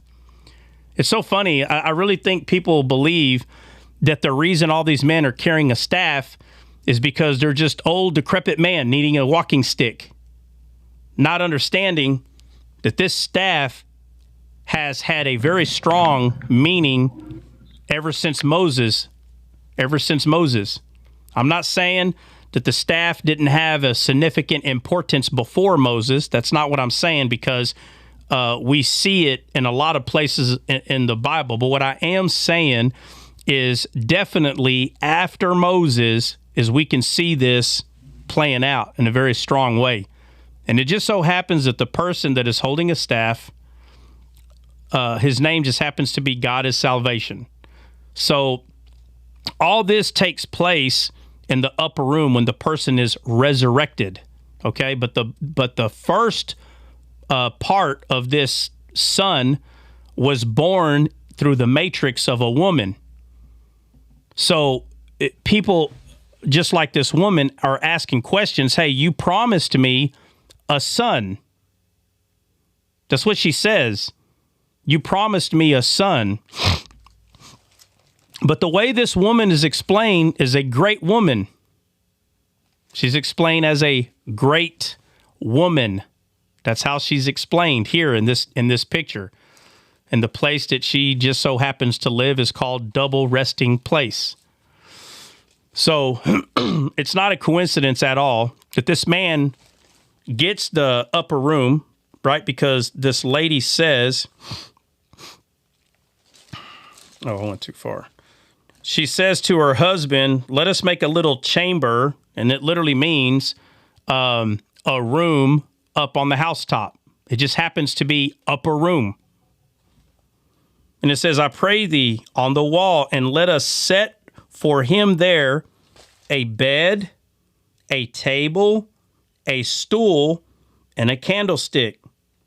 And it shall be, when he cometh to us, that he shall turn in thither. And it fell on a day that he came thither, and he turned into the chamber to lay there. And he said to his servant Gehazi, call this Shinomite. And when he had called her, she stood before him. And he said unto her, say now unto her, watch this. And he said unto him, so why is Elisha telling his servant to speak to the woman? How come Elisha's not saying it? Anybody know?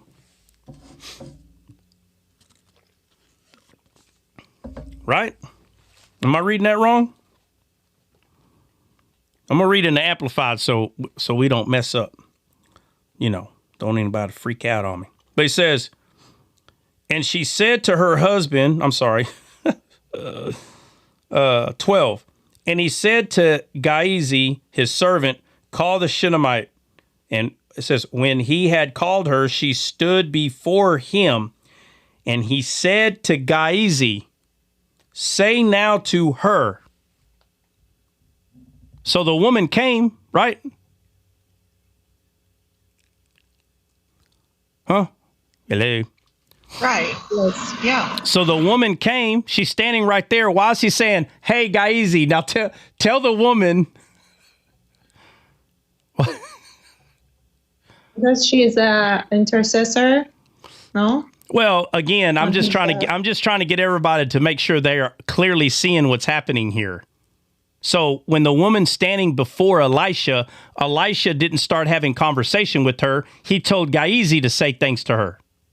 Right there in front of her. They're all three right there. You understand? Y'all don't see that a bit odd?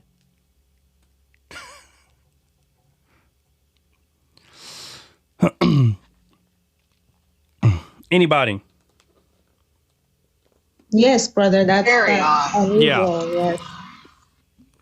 Yeah, so let's see. First Prosperous said language difference. Yeah, that could be it. He could be translating. He could be speaking. Yeah, there's no disagreement there.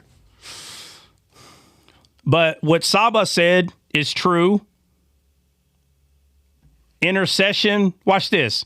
So whenever we say things like this to take away what God is trying to show us, be careful. So obviously, he could be talking to the servant in one language, and the servant is speaking in another to her, of course. But really, do you think it's a coincidence that when Moses said to the people, hey, come over here, and God's going to speak? And remember what happened? He spoke, but nobody understood what he was saying. So he spoke to Moses and Moses spoke to the people, right? Right. Okay. Yes. That's Okay. correct. And also, remember how Moses said, Lord, I have a speech problem. That's what he says. So everybody thinks that Moses stuttered. And he was like, and God said that everybody thinks Moses is doing that. And I never came against this because it's hard. It's hard to really explain what God shows, but he shows it all the time. And we saw it with the trumpet. So when Aaron, he would tell him, listen, tell Aaron, and Aaron will tell the people. So again, people will say, oh, well, he had a stuttering problem. Other people will say, oh, well, he wasn't raised with the Hebrews, so he doesn't really know their language like he should. So Moses would try to convey what he's trying to say to Aaron, and Aaron would break it down in another language. Some people say, no. Moses knew how to speak to the Hebrews. But notice the controversy. Can y'all see it? How people would argue why Moses had to tell Aaron and then Aaron had to tell the people. There's a controversy there. Yeah. So there are people that believe that Moses didn't know the language as well as maybe he should. So he's like, hey, look, man, I stutter when I talk to those people, or I don't know their language very well. But people really want to believe that he just had a speech impediment. Like if he was stupid, fine. The point is still shown that Moses told the people and Moses told Aaron and Aaron told the people. Let me ask you this. You don't think it happened right in front of them? You don't think Moses is right here and he's like, hey, Aaron, bibbity bobbity, bobbity bibbity, bibbity bobbity. And Aaron turns 2 feet away. Listen, what he said was, y'all don't think he was doing it right there in front of the people? Or do y'all think they left and then Moses said, hey, man, what I'm trying to tell him is this. All right, when we go back over there, tell him that. All right, and you think they literally kept walking back and forth, or do you think Moses did it right there in front of them? Oh, he did it right there. He did it right there in front of them. So we see it again. So these games that people play, and again, I'm not talking to the person that made the comment, because this is what people believe, as though it was translating. He didn't know the language. Yeah, you're right. And I'm trying to tell you what the language is. Jesus said, the Bible tells us when Jesus was here, he spoke to the people in parables. They didn't understand what he was saying, but a prophet does, or a preacher or teacher knows what he's saying. A disciple knows what God is saying, right? Correct. Okay. Absolutely. All right. So we see this in more than one occasion where a man of God has to tell somebody what God is saying, but he says it in a way that the person knows how to tell the other person. Like what we see right here. It's not just one time. So when people say, oh, well, obviously he didn't know their language, so he spoke, okay, fine, maybe. Or what we do see is a true disciple of God. A true disciple of God has to be shown what to say so the person can say it. Let me show you what I'm saying. So Elisha here, his name is God is salvation. So just like Moses, he's a mediator between the servant and this lady. The servant plays the mediator.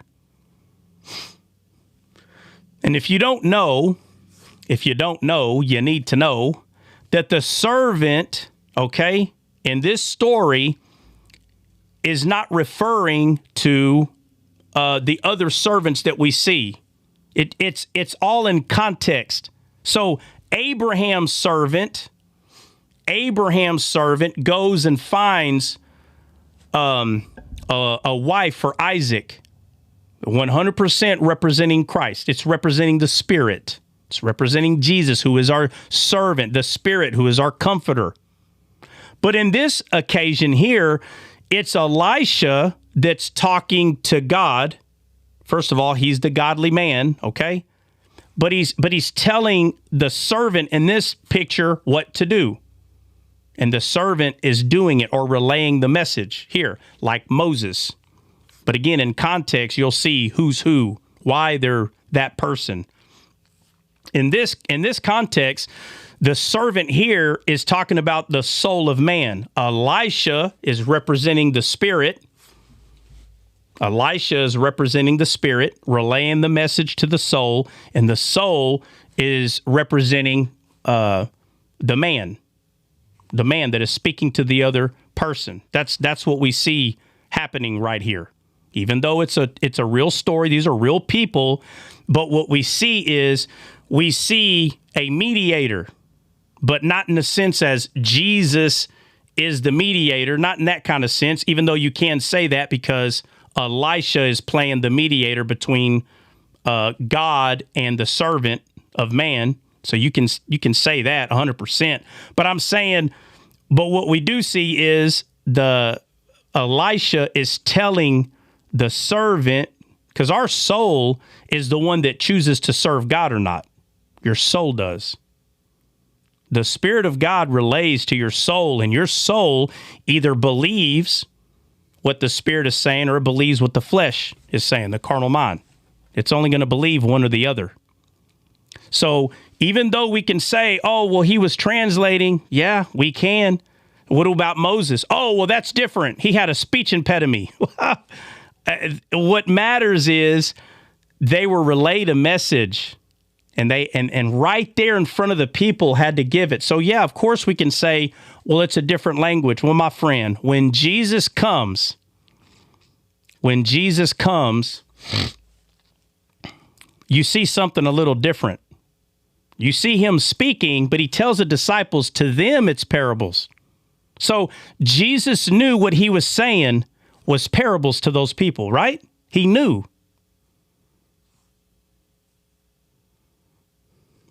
Yes. Okay, so the question is, did he speak to them in parables on purpose, or was he just being himself? Which one? On purpose. No, not on purpose. It's not on purpose. Why not? It's not. Because Jesus is not an author of confusion. He's not trying to confuse anyone. He's just being himself. And those with the contrite heart can hear what he's saying when he's being himself. So he's not trying to speak in parables on purpose. He's not. If you pay attention to what Jesus speaks about, the Old Testament shows us that it's true, what he is saying. It's true. So if he was on purpose trying to be crafty, then it would be him causing confusion. But he doesn't. It's us. Our flesh is already confused. It does not understand the things of the Spirit. So when Jesus said, the words that I speak, they are spirit, they are life, they are truth, he's being himself.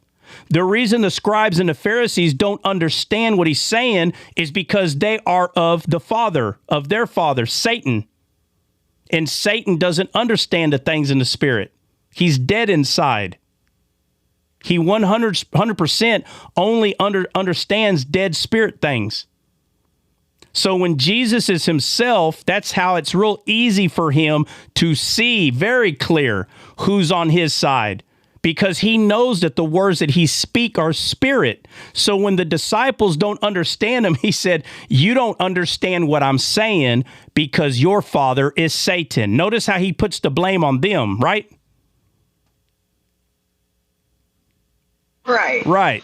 So if they were of the Spirit, they would understand what he's saying. Like Moses understood God, but he had to relay it to the dummies. Talking about the carnal mind. He had to relay it, but he understood. So here, Elisha understood what he needed to tell the servant.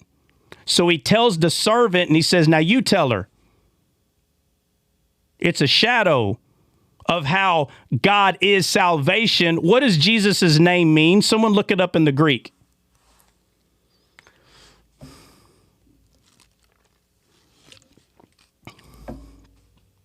Same thing.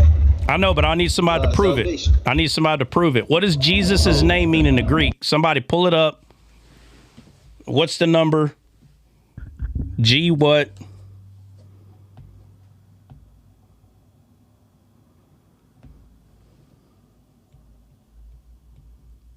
Who's looking it up?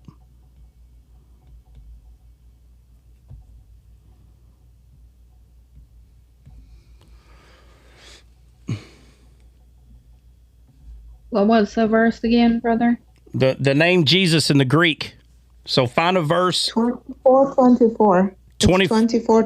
All right, 24. Yes. 24. All right, what does it mean?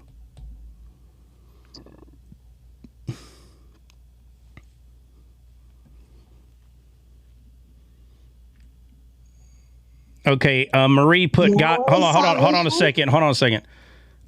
Marie put God is with us. No, that's the name Emmanuel. Emmanuel means God's with us. What does it mean? Yahweh salvation. Yeah, Yahweh is salvation. Is Yahweh God? Amen. Okay, yes. so Jesus' name literally means God is salvation, right? Yes, amen. Oh, okay, so Elisha's name means God is salvation. You understand? Yes, brother. Okay, amen. so what we can say is, as a shadow, as a very, very weird thing that we see, is the servant of Elisha understood him. And the woman may not have fully understood what he was saying, just like Moses understood the trumpet sound. But when the people heard it, they did not understand. And they said, no. Let him no longer talk to us. You talk to him, and then you tell us what he said. You see this very weird behavior? It constantly happens in the Bible. So when Jesus came, Jesus was not, what is look at somebody look up Gehazi. Let's see, 2 Kings 4:12. 2 Kings 4:12. And he said to Gehazi, his servant, Gehazi.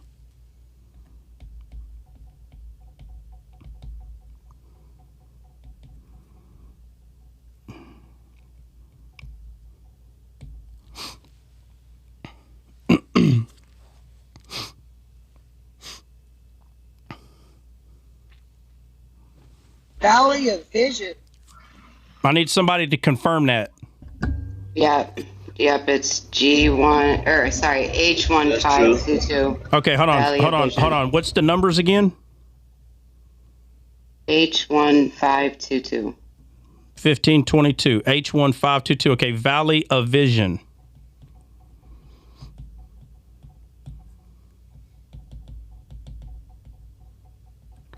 All right, so Gehazi's name. Oh, what did I do with my? Hold on a second. Oh, I know what I did with it.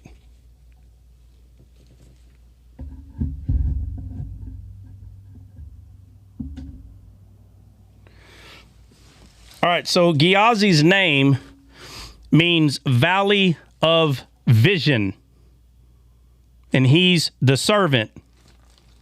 And his name just so happens to mean Valley of Vision. Just talking about vision that he can see. And that just so happens to be the servant of Elisha, God is salvation. So the servant's name just happens to be Valley of Vision, which means this person can see and hear, bro. That's what it means. So Elisha tells this person, that person tells the other person. What? Still on. I'm trying to figure out like why. Hold on, Amazing. Hold on, Amazing. Hold on a second. Let me say this real quick. Hey, woman, I done told you don't come up here embarrassing me in front of my friends. And everybody in here can contest. I didn't come on till late. I had to take care of your daughters, ma'am. Matter of fact, I'm glad you're here. I'm glad you're here.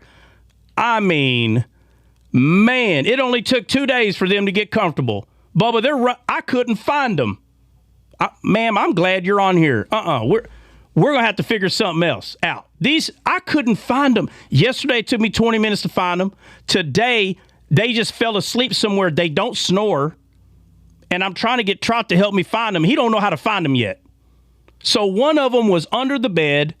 Literally, what's funny? We got 2 little boxes under the bed. And that's where one of these things, what a great dad, losing kids. Oh, that's just fantastic. I'm telling you, know what? Your babies are about to be, they're about to be on a leash 24/7.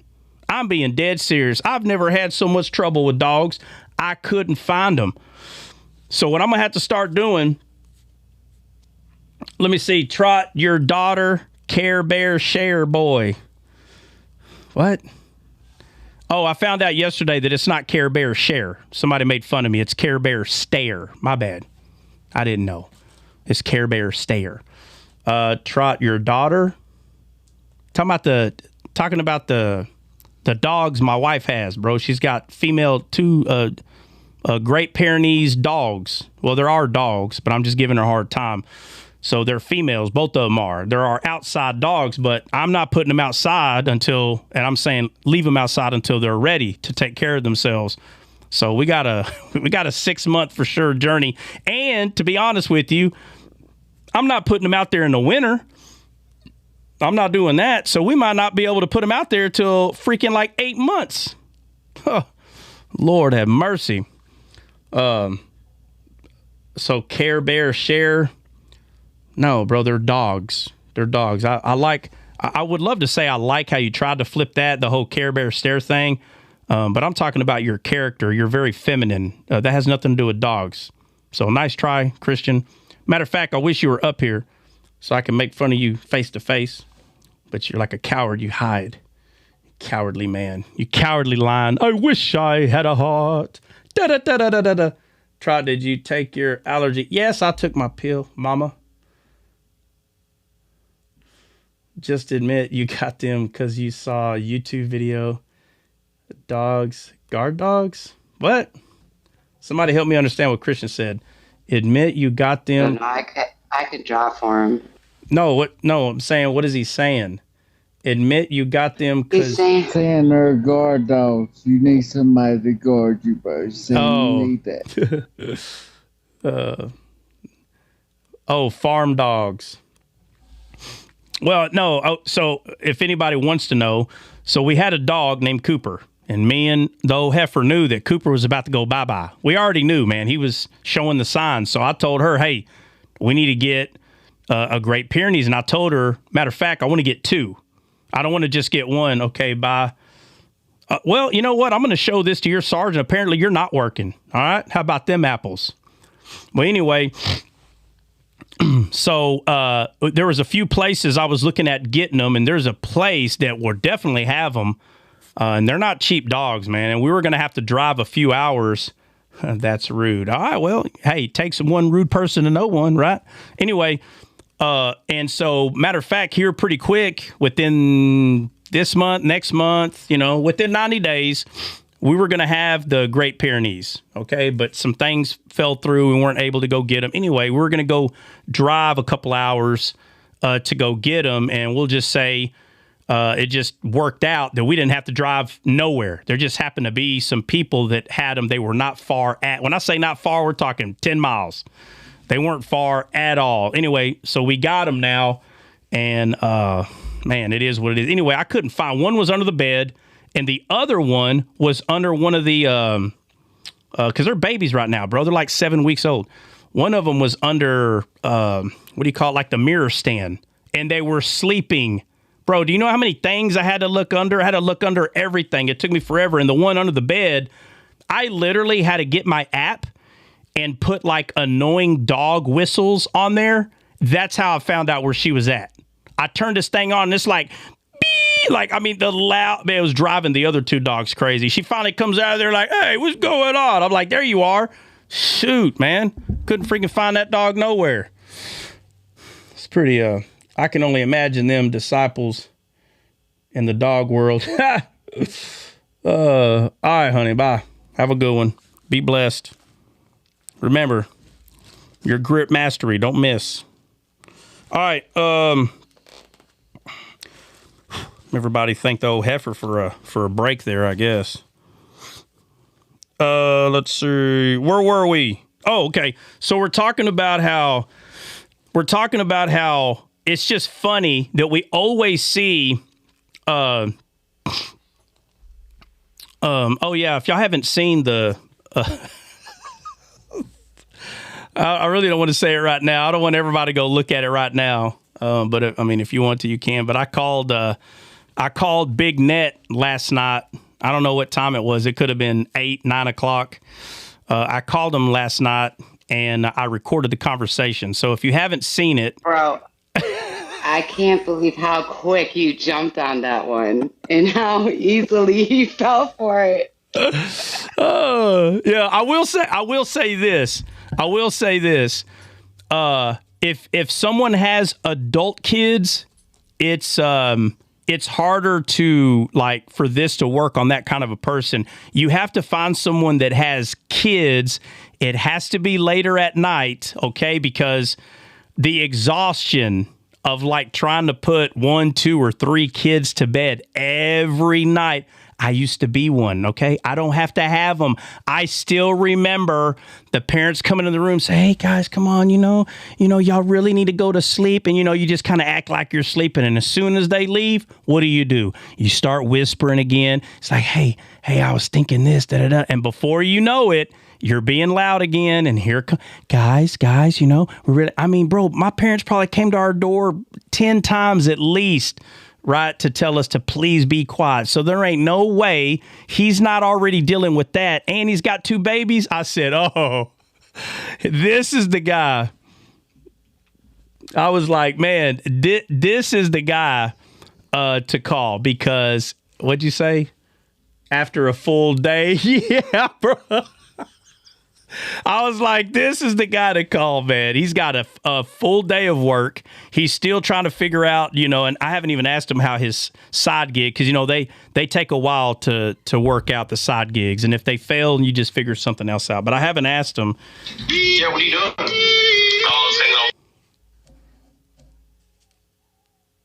Okay. Well, anyway, so if you haven't seen it, I recommend go. I knew that he was going to be off, bro. At the end of the day, he's got 4 kids. Okay, 2 of them, they're I don't know, 8, somewhere around there. I guarantee you, come on, they may not be, breaking skin, but they're arguing about stuff like, come on, it's too easy. And not only that, he's got 2 babies crying. And here I come. First of all, I never call them, very often at all. And if I do, it's not at night because I know better, which means the best time to call them for this not only is the best time at night, but it's because the whole point of calling them is for that. It has to do with night. And, I knew me doing this was going to lighten up his day, if not just a little bit. So if you haven't seen it, it's on the Trot account. It's not on the Descaled account. And I will admit, I did pick up on this one pretty quick. It didn't take me long at all to get on that one, but I didn't promote it. I'm pretty sure it would have got a lot of views, but I didn't promote it. I wanted to see what it would do. What do you say? I'm still laughing. Is he okay? All right. I want to know what his first thought was, bro. That's what I'm saying. He's gonna have to say goodnight. He's gonna have to come up here. Nick, can you come up real quick? You got 30 seconds or what?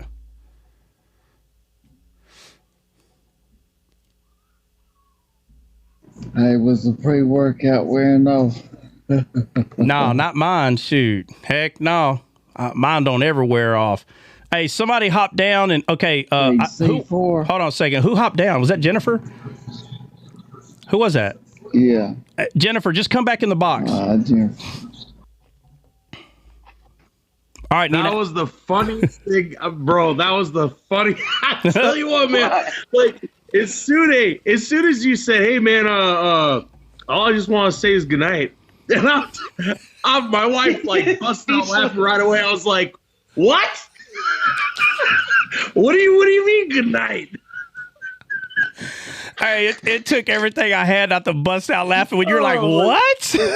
I was already dialing. I was holding it back, bro. So it was so hard. Oh, it was so hard.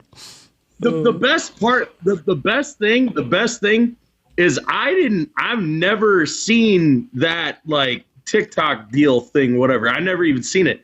So I was like fresh, bro. I know. But my wife, on the other hand, she's seen a bunch, so she's just like, "Oh, you just got, dude." Yeah. Well, let me tell you. I saw. I either saw it yesterday or the day before. But I will say this: I knew that one's. Matter of fact, I went to some of the videos that I seen, bro. They just had 2,000, 3,000. It was nothing big, but I knew that one. I bet you somebody's is going to get hundreds of thousands of likes on theirs. I don't know who, but somebody is.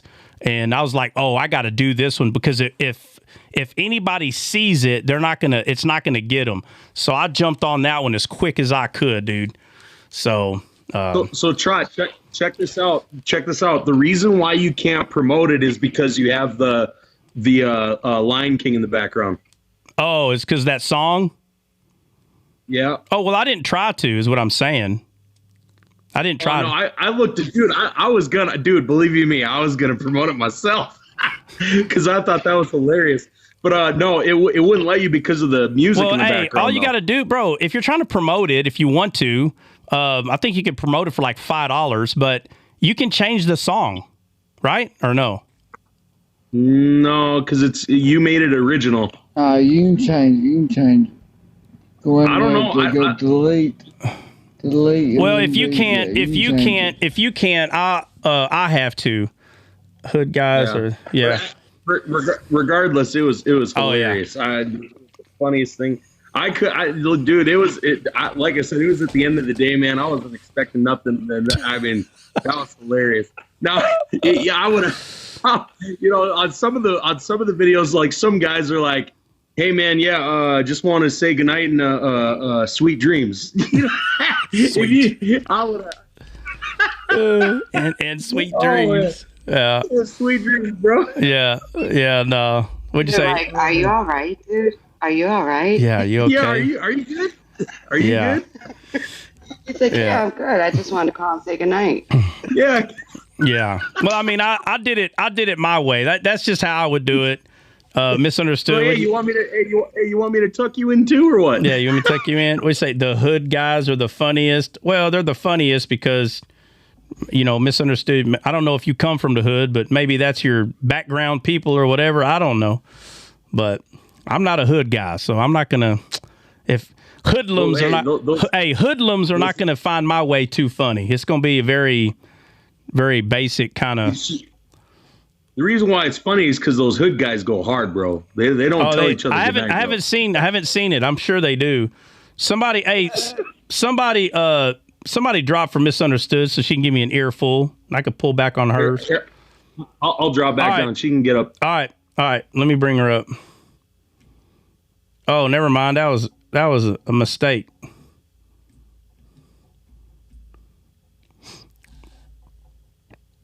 What do you got to say? No try. Well, first of all, hi everybody. No try. It's just funny because they're just like, hey, bruh. I'm just calling to say goodnight to you, bruh. Send it to me. Send it to me. I want to see the hood one. That was the first one I saw. That was hilarious. Because his wife is in the background cracking up, and his friends on phone. Man, you all right? What's wrong? You okay? Nah, bruh. I just wanted to call you and tell you good night. Sweet dreams and all of that. Man, bruh, it was just funny. Send it to me. No, the only one I saw, it was a guy eating cereal. He was eating a bowl of cereal on his couch, and he did it. And but I was like, wait a minute. So I went to go see how many. I'll find it and I'll send it to you. Yeah. I went to go see. Send it to me. I went to go see how many views it had. It didn't have any. And you know how you can like find similar like top things. None of them had hardly any, bro. So I don't know if it was yesterday or the day before, but maybe the one that had the most views might have been 2,000 or 3,000. I was like, oh, I'm gonna hurry up and get somebody with this. Yeah, so I caught big off surprise, man. So if you haven't seen it, man, go see it. Obviously, leave a message. Put it in your archives or whatever, favorites. Share it to somebody. Heart it, whatever. Repost the darn thing. Because it was kind of. Trot still had his hat on. Oh yeah, I had. Come on. Yeah, of course. That was the whole point. I had to put my hat. I had to leave my hat on. All right, let's finish this one up, guys. Let's finish this one up. So anybody got anything to say about Upper Room regarding 2 Kings 4? So I'll say one last thing. I wanted to ask also about the chair and the bed and the lampstand. Like, yes. So we're gonna go. Yeah. So let's. So somebody go to the temple. Somebody go to the temple. Pull up the temple, and I want you to tell me.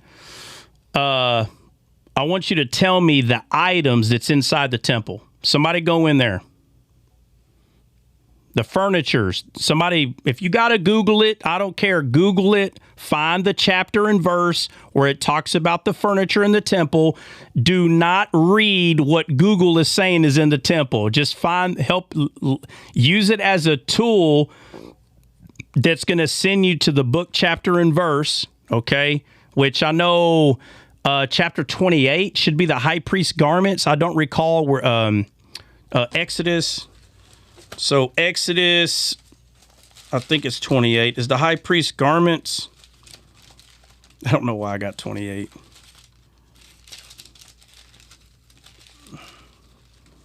Yeah, okay. So the high priest garments is in 28.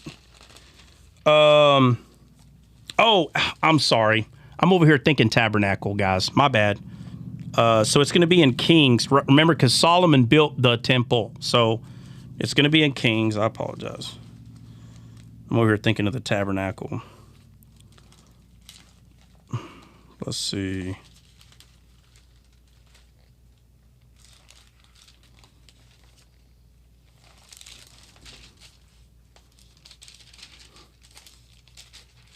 All right, so Solomon gets wisdom in chapter 3.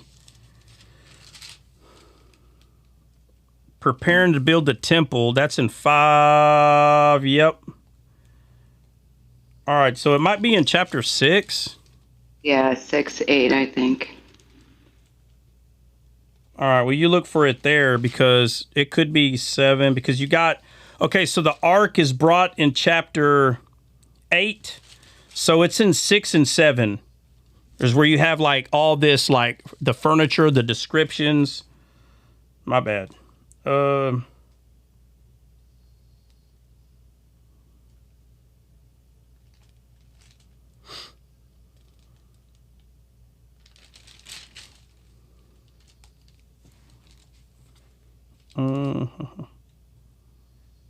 Isn't it in the First Kings? First Kings chapter 6? Yeah, so it's going to be in 1 Kings chapter 6 and 7. Like, that's where all, like, the little details are. But Okay, I found one is First Kings chapter 6, verse 32.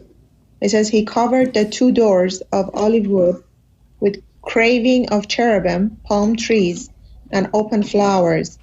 He overlaid them with gold and spread gold on the cherubim and on the palm trees. That's one verse. yeah, but we're talking about like, so we know that there's a table, right? The table of showbread, right? I'm talking about those furnitures.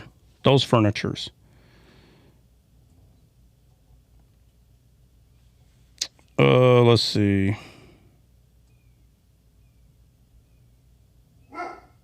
Hold on a second.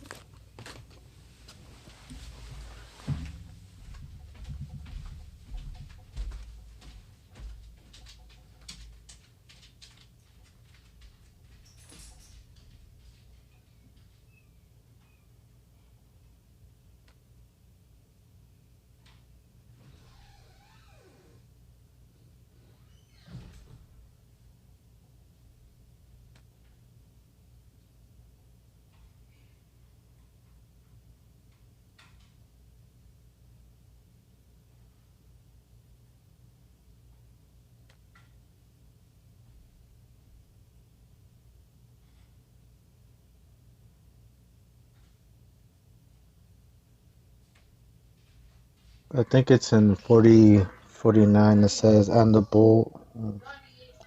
And Solomon made all the vessels that pertain to the house of the Lord, the altar of gold and the table of gold, whereupon the showbread was, and the candlesticks of pure gold, 5 on the right side and 5 on the left side before the oracles, with the flowers and the lamps, and the tongs of gold, and the bowls, and the snuffers, and the basins, and the spoons, and the censers, and the pure gold.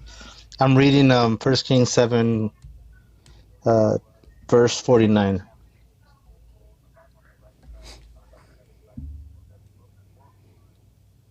Is that what you're looking for? Yeah, there is something that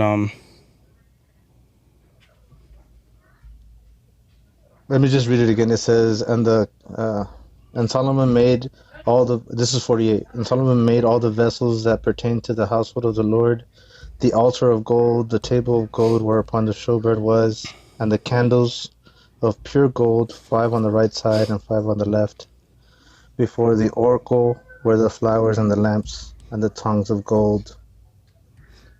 Right. And the bowls and the snuffers. Yeah, there's the stool that says, somebody go, let's see. So I know about the table, but the stool is the one, that's the one that I couldn't remember.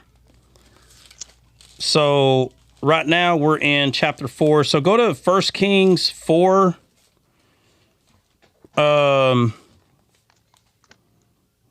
sorry. No, my bad. We're in 2 Kings. I'm tripping. 2 Kings 4. Like where we're at.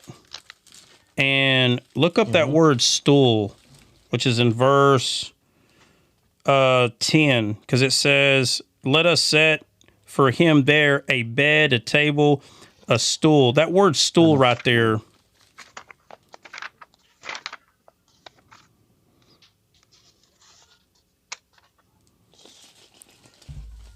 It should be like a chair or a seat.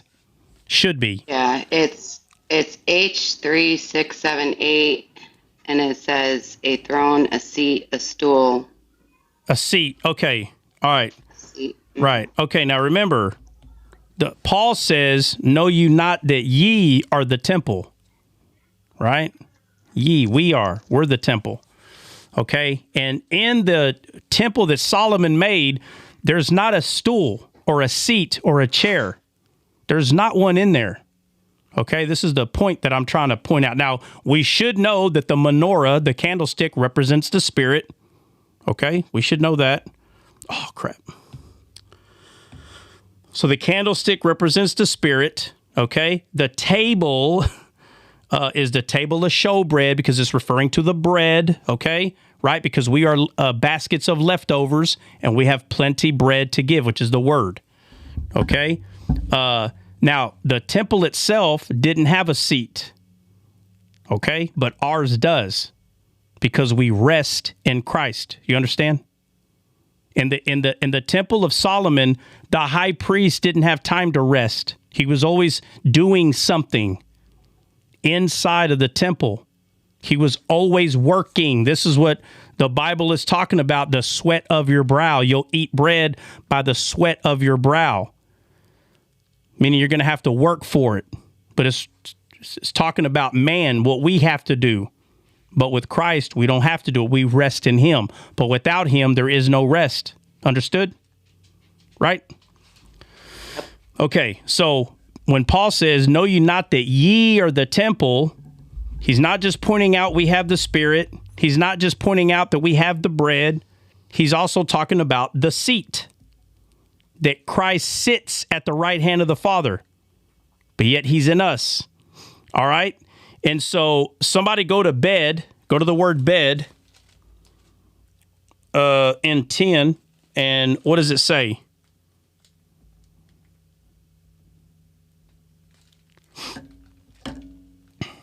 Going to be 4296, and it says couch, bed, bearer. Couch, bed, or what? B-I-E-R. I can't say that word for some reason. Bearer. I don't know. Go to the dictionary and look up what it is.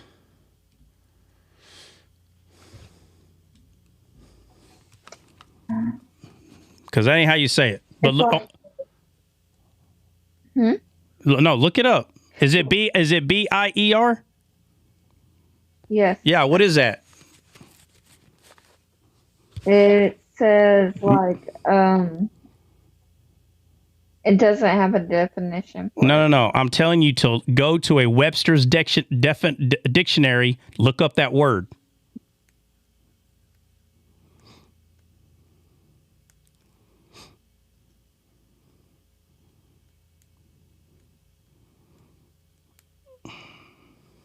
It means a movable frame on which a coffin or a corpse is placed. Okay. Before burial. Right. Okay. But notice it says bier, bed, or couch. That's what it says. Right? Right? What it says? That's what bed. That's pretty much what bed means. Okay? All right. So, now, in the story, we all know what a bed is in a house. You go there and you lie down. We all know what that is. But it's not a coincidence that it's pointing to either a coffin or a thing you lay on that goes into a coffin. It's just funny because where's the boy put when he became unalived? Where was he put? Where was he? On the bed. He was on the knees of the mother. Okay, in the house. Where did they put the boy? Somebody give me proof. Where did the mom take him? Show me. Give me verse. Give me verse. It tells us the same bed that Elisha was laying. How do you know? I said prove it. No, prove it. Show me the verse where the mom takes the boy. Here is verse 32. It says when Elisha came into. Oh, okay, it's a little backward. I'm sorry, a few verses before. It says, and the mother said to the child, I will not leave you for now. Somebody help her find it. Where she put the boy. Verse 32, and when Elisha would come into the house, behold, the child was dead and laid upon his bed. Okay, no, let's go back to where the mom got the boy. Y'all are too far. This when the boy said, my head, my head. Go all the way back over there. Like around 10 or 12 or something. It's verse 19. It said, and he said unto his father, my head. And he said to the lad, carry him to the mother. And when he had taken him and brought him to his mother, he sat on her knees till noon, and then he died. And she went up and laid him on the bed of the man of God. Okay, right there. She laid him on the bed of the man of God. So now we know she put him in the upper room, right? Right. All right. So out of all the places she could have put him, she puts him in the upper room. So what does the upper room represent?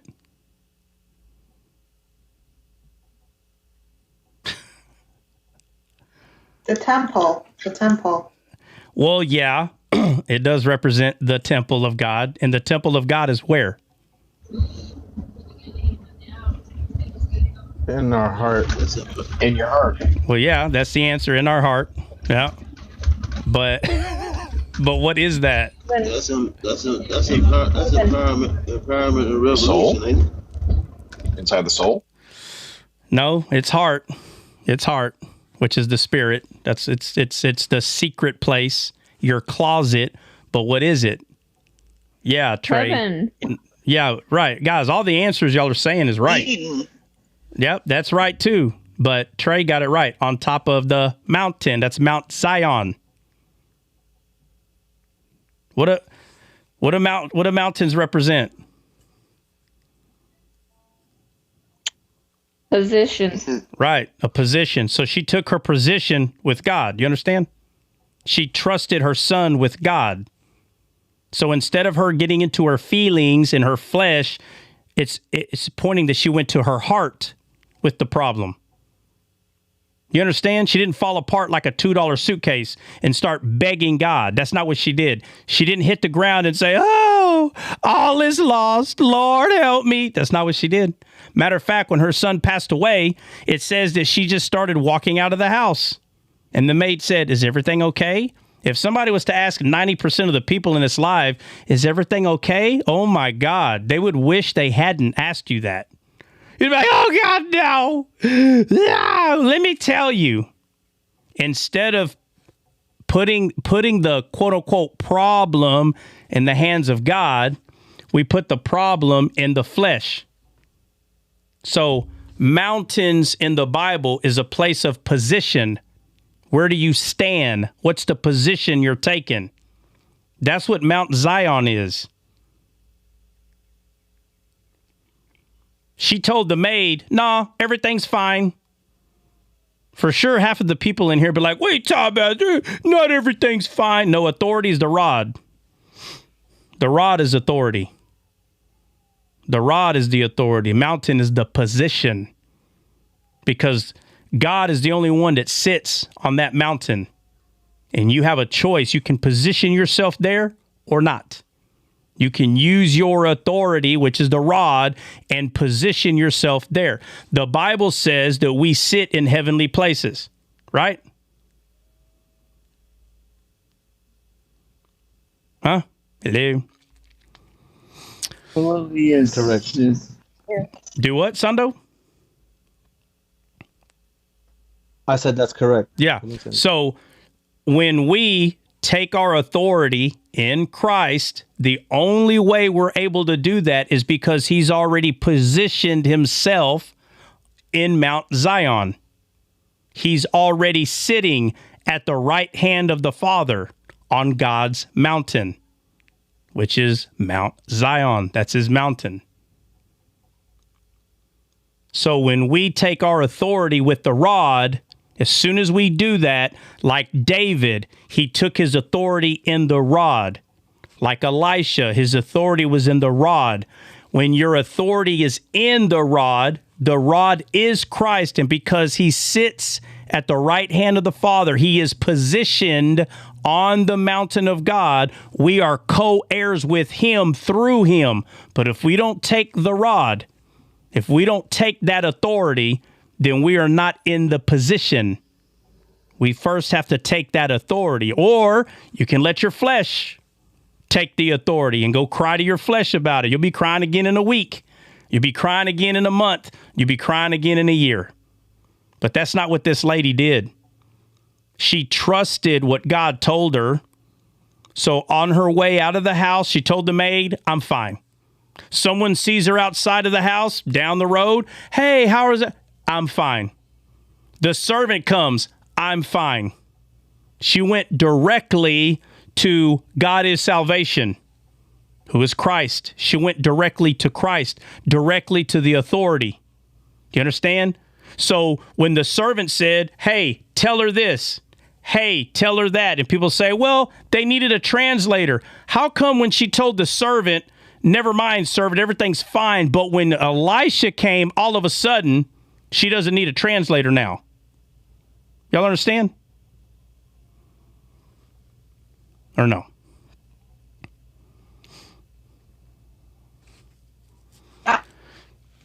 Right? Or the question, yeah, the question I asked earlier was, why did Elisha, with her standing right there, why did Elisha tell Gehazi, hey, tell her this. Hey, tell her this. And a lot of people will say, oh, he needed a translator. Maybe. But what I do know, when she was done with the flesh, right? The maid, hey, is everything okay? Yep. Hey, man outside, everything? Yep. The messenger came, the same one that quote unquote translated. Is everything? Yep. Now all of a sudden she went straight to the source. And she said, hey, you said I was going to have a son. You said that. Don't lie to me. You said. Notice that the burden, she put the burden on Elisha. She didn't take the burden. She didn't let anyone else have the burden. She went to the source. You said I was going to have a son. And because he's laying on the bed that's in the chamber, Elisha goes to that bed, puts himself on there. He's got the rod. He puts himself on there. And it says he put his mouth to his mouth, his eyes to his eyes. And what else does it say he did? Somebody read it. He says stretched himself out. Lips to his lips and stretched himself He stretched himself out. And people say, oh, well, you know, that means he laid on top of him and he went like this. Guys, how many times does the Bible say when God is speaking, he says, is my arm stretched short? Somebody go find it. Or is my arm waxed short? Somebody go find it. Somebody find where God says he's talking about his arm and he's saying, is it short now all of a sudden?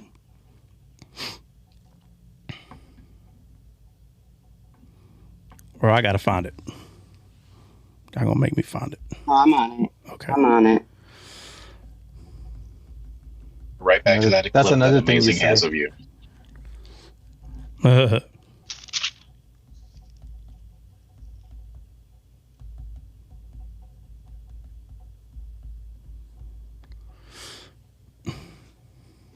All right, somebody go to... Okay, Numbers 11:23. All right, read it. And the Lord said unto Moses, is the Lord's hand waxed short? Yeah. What does that mean? That means he can stretch it out, right? Correct. All right, somebody read Numbers 11:23. That's what I just read.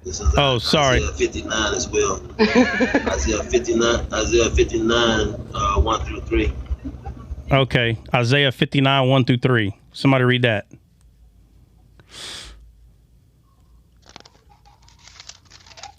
Behold, the Lord's hand is not shortened, that it cannot save, neither his ear heavy, that it cannot hear. Yeah, so it's not But shortened. your iniquities have said. That's good, but it's not shortened. That means when God saves us, does he not stretch out his hand? Is that what he does to save us? Amen. Okay, so somebody go where Peter had, quote unquote, little faith, talking about time, and he calls out to Jesus when he began to sink. Somebody go where Peter walks on water.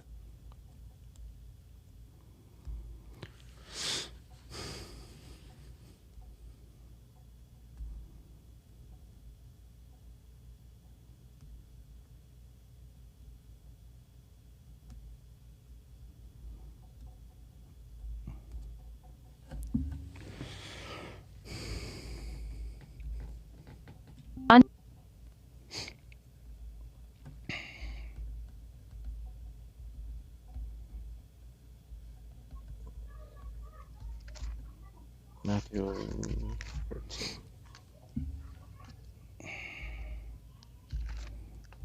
Matthew 14, 22. 14, 20. Yeah. Go to 20. Go to verse 30. Go to verse 30. Yeah, I was going to say 28. Go to 30. But when he saw the wind boisterous, he was afraid, and beginning to sink, he cried, saying, Lord, save me. Keep reading. Oh. And immediately Jesus stretched forth his hand. What do you do? What do you do? What do you do? What do you do? He stretched forth his hand. He stretched forth his hand, because that's what he does when he saves us. He stretched forth his hand. It's not a physical hand. It's a spiritual hand that he puts forth. Okay? So let's see.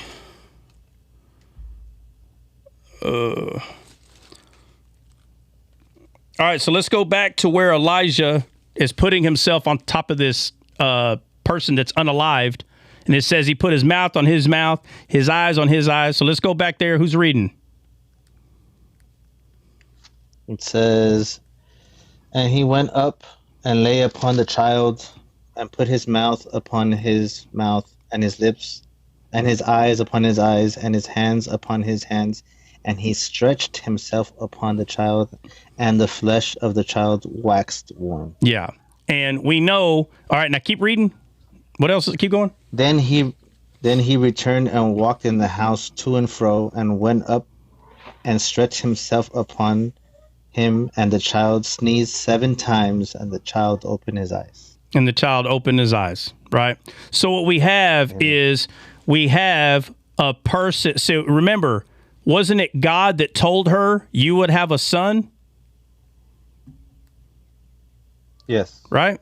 God said you would have a son.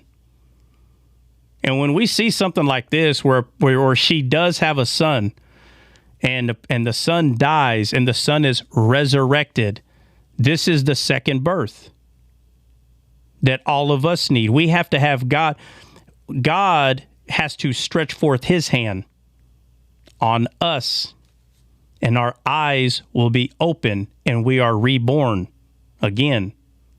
Here in this story, it's a physical young man that has passed, and he comes back alive, 100%, okay? But for the story for us, it is us being born again. That's what the depiction is here. That's why it's in the upper room. That's why Jesus, that's why the mother, that's why it says a great woman. This is a woman of wisdom. And it says that she makes a quote-unquote room for the man of God. This is a house. Jesus says that our bodies are like a house, and the strong man has to be removed. Or 7 times the amount of angels will come and say, hey, look at this house, all swept up and clean. And then more demons come in there. But in this case, there's no demons. And she has no son. So she gets a son. You understand? She gets a son. And the son says, my head. And then goes and lays him on a bed.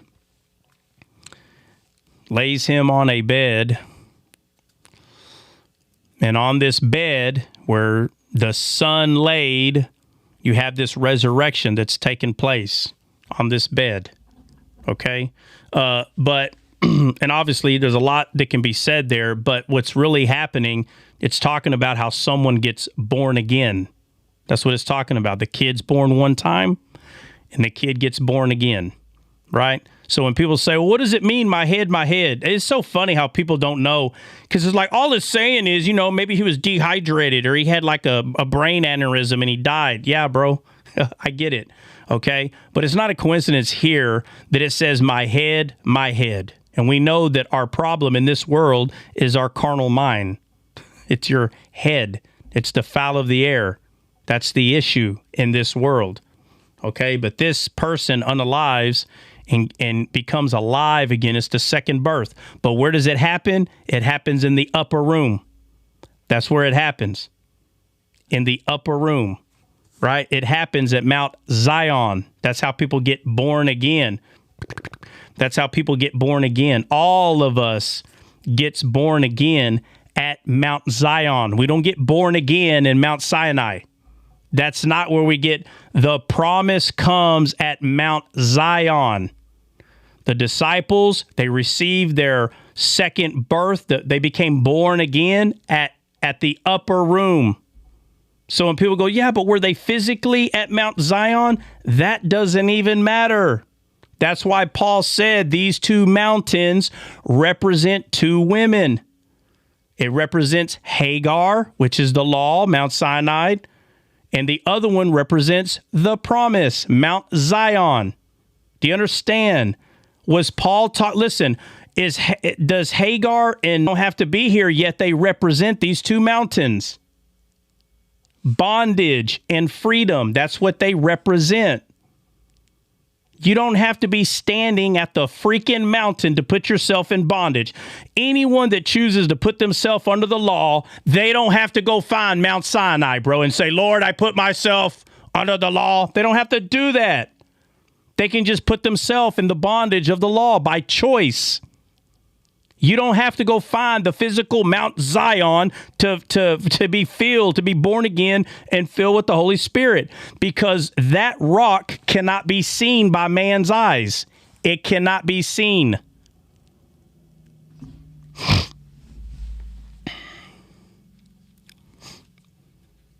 So, people will say, well, then what's the bed? Jesus, did he not lay down on which you can call either a couch or a bed or a bier? Did he not lay down on that? Matter of fact, it still goes along with what Saba, wasn't it you that was asking me, why does the verse say foxes have holes, but I think it said, but the Son of Man have no place to rest his head? Yes. Okay, so I'll finish. Yes, Matthew. Yeah, matter of fact, find it real quick, Saba. We'll go over it before I hop off. And I know Amazing probably wants to say something, and we'll go over that as well, but I do have to hop off here pretty quick. But regarding the upper room. Matthew 8:20, Saba. Okay, so regarding the upper room, okay, so we talked about Acts 1 and 2 yesterday. Today we talked about Elisha 2 Kings 4, right, which is regarding the Shinomite woman and her son, right, referring to the upper room. So if you haven't seen the first one, go see the first upper room thing that we discussed, which is it's already recorded there. So it'd be, I need to put number 1 on it, put number 2 on this one. Okay, so read it. Saba, read it, or have you found it yet? Yes, I thought maybe Brother Sandra wanted to read it. Okay, it's in Matthew chapter 8, verse 20. It says, and Jesus said to him, foxes have holes, and birds of the air have nests, but the Son of Man has nowhere to lay his head. Right, so again, so typically, like I said the other day, yesterday, that people read this and they turn it into that Jesus didn't have a house. He had nowhere to sleep. He didn't have a job because he was always ministering. So people have used this in the past to say, see, I'm not supposed to have a job. I'm not supposed to have a house. I'm not supposed to have a place to rest my head. You know, if I'm preaching the gospel, y'all are supposed to pay me and take care of me, because even Jesus didn't have a place to rest. I'm not sure how in the world they even came up with that. I saw nothing in there that would make me think that's what that's referring to. Okay. But there's so many places in the Bible that talk about that Jesus was always being persecuted. This is pointing to him being persecuted. That's what this is pointing to.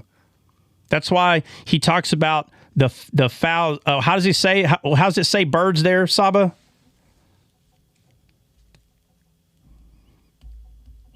It says, birds of the air have nests. It says foxes have holes and birds of the air have nests, but the Son of Man has nowhere to lay his head. Right. So in the King James, it's fowl of the air. Okay. So it says the fowl of the air, even foxes have holes. This is talking, foxes have holes is the beast of the field. And it says, the fowls in the air. Remember, there's two types of beast, two types of fish, two types of fowl in the air. There's two. And so he's saying that the fowls of the air, the foxes have holes, but the Son of Man have no place to rest. And it's referring to persecution. There's so many examples of this that they were looking for Jesus, trying to end him. Okay, now, he wasn't running away from them, but he's saying that no matter where he goes, he's going to be persecuted.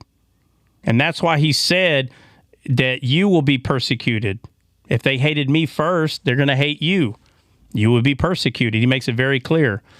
And persecution is different in every country. But what's funny to me is people think that you have to be persecuted to death to be persecuted. It's such a lie. Persecution can come through a very slight thing. Look how the scribes and the Pharisees, if you pay attention to them, they literally made it look like that they weren't trying to be mean. Do you not notice that? They literally made it look like we're just asking you questions. Somebody tell me, you didn't notice that? How the scribes and the Pharisees, it seems like that they're being honest with their questions. Y'all notice that or not? Yeah. Yeah. It happens on TikTok all the time. Somebody would come up here lying, and they go lie to everybody. And the people, just how stupid the majority of people are. I see it a mile away. You're lying. They think that if they're not acting out, subtle, right, Benny? But they make it seem like if they're not acting out and crazy, that they're not doing nothing wrong. It's such a sad area, man. That these people are so dumb. They can't fool God. They know God can see their heart, but they know people are so stupid that they'll come to like a live like mine and say, hey, I just got a question, and some of these people are known as Christians, but they come with a motive. They come with a motive, but they're liars. And they try to come in and lie about what they're asking. Bro, same thing that the scribe and the Pharisees did. All the people thought, they're just asking questions, bro. And the whole time, Jesus knew the whole time that y'all don't come for any reason but to destroy. And it happens. It happens in here. I don't go to other people's live and mess with them, but there's a lot of people that will come in here. And they... After I done, and I hate to put it this way, but after I done kick their butt at least twice, every one of them, they don't come in here anymore because they already know that I see beyond what they're doing. So you'll have someone new coming in here that never spoke to me, and even they come in here lying. Oh yeah, I believe that. Oh yeah, and then the whole time they're trying to get to their little agenda. They had an agenda the whole time, and I just I just can see them coming. It's easy. It's not hard at all, actually, for me. Now there are some that will use descaled people, right? They'll use them to try to come in here, and it doesn't take me long, But there's some of them that they hate descaled a lot, and they got some people in here and others fooled. They make them believe that no, it's just nah, bro. No, you need to be careful, whoever you are. You got people that are trying to come in here and they just want to cause disruption. They want people to fight. That's all they want to do. And yet they say that they're saved by Christ. That's so weird. You're saved by Christ, but every chance you get, you try to disrupt. You try to disrupt or mock. They're real good at mocking, making fun. There was even one the other day. I think it was Jay White. Jay White was trying to explain something, and there was someone in the comments mocking, I thought she was descaled. I thought she was descaled. Well, that's funny. Doesn't the Bible say don't despise small beginnings? Isn't that what the Bible says? Huh? Right? 100. So, do not despise small beginnings. Right. So why would someone, if someone is saying, if they got a palm tree and they're learning, Why would someone come and make fun because there's something they don't fully understand? God doesn't do that. That's what Satan does. Does God do that? No, that's not what he does. So, and again, they act like they're friends. They're not friends. They're not friends. They attack every chance they get. Every chance they get, 100%. So, but yet they say they're saved, right? They say they have the Messiah. Sometimes they even speak in different languages. The Mashiach. Well, where's the love at? You know how to do that? Do you know how to do that? They know every language, boy. You tell them to spell a word, they can probably spell every one of them. But you start speaking them in a spiritual language, they have no idea what you're talking about. Nothing. Oh, man, it's crazy. The Bible, it's so perfect. It'll take long to see that the flesh mocks the spirit. Every time. It's usually not the other way around. It's usually the flesh mocks the spirit, and then the spirit gives the flesh the business, and then the flesh is mad now. Before they just hated you. Now they're mad at you. It's different. It's totally different. There's a difference between someone hating you for nothing and then they say, oh, no, it's not for nothing. It's for this. It's funny that they will admit, oh, no, it's not. That's not the problem. It's this. Yeah, where's understanding at, though, on that person's part, right?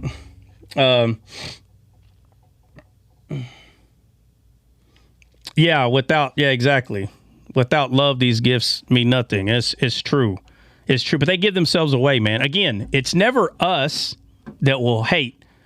It's always us that will defend what it is that we're saying. But the hate comes first, not the other way around.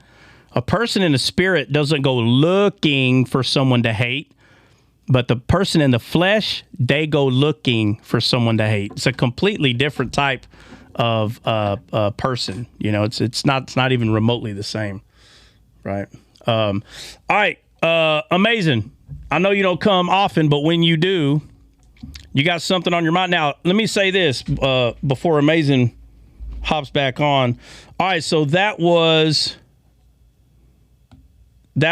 Elisha in 2 Kings 4.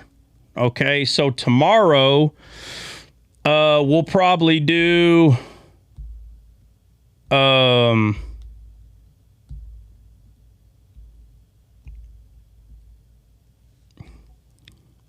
let's see, we'll probably do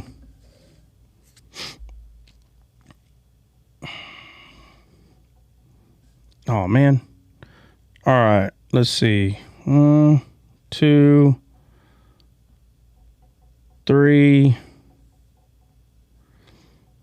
1, 2, 3. Okay, 4.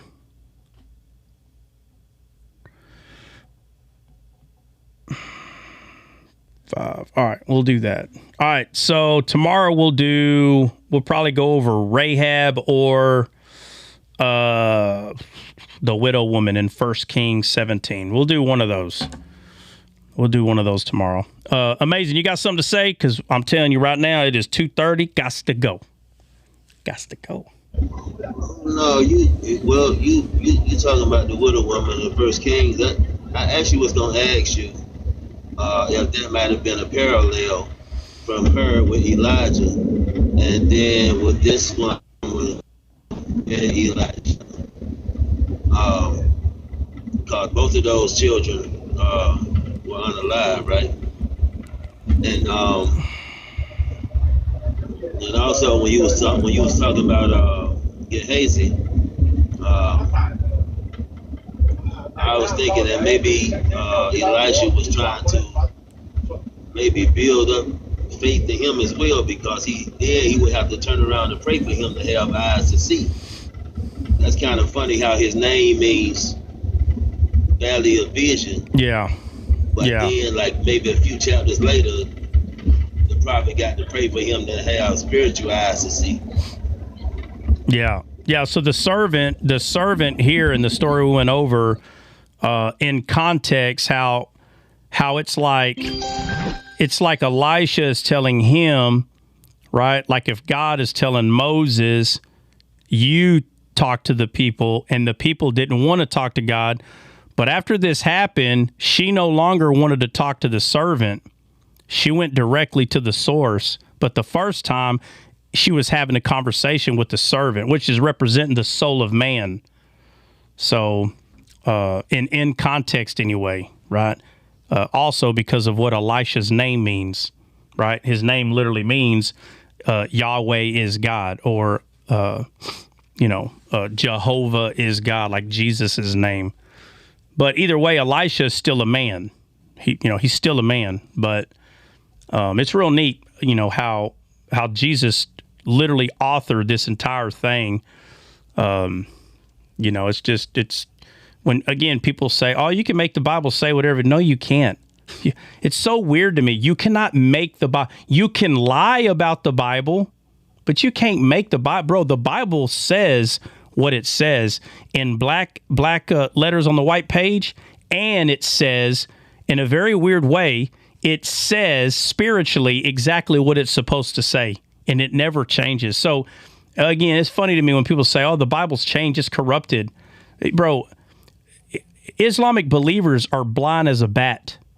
Every one of them. They're vampires, Count Draculas. They don't see nothing. Matter of fact, it's so sad how blind they are that when they say that the Bible was corrupted, and I've told several before, how could what I'm telling you that I see, and you say you can't see it, which you're just a man. So if a man who is you cannot see what I'm saying, how can a man corrupt it? You can't corrupt it. You can't. They messed up. When they put Moses in their story with that rod, they messed up. They should have never have done that. But they would have never known to take it out because they don't know what it represents. It's too late now. It's too late now, because here pretty soon there's going to be a lot more people that are wanting to be disciples. And there's going to be too many Christians that start pointing these truths out. Too many that are telling them you should have never have put Moses with that rod in your book. You should have never have done it. But while you were trying to plagiarize the word of God, God outsmarted you. He outsmarted your carnal mind, because the Spirit is going to tell the truth. And it's going to show that the Islamic believers, the Quran, there is no faith in that book, because Jesus is faith. Jesus is only in the Holy Scriptures, the ones that he authored, the ones that he wrote, the ones that he authored. Little by little, there's going to be more people that are properly discipled, that can see the Word of God, and little by little, all this other stuff is going to do nothing but just corrupt the world. But the remnant of Jesus will be held true at the end.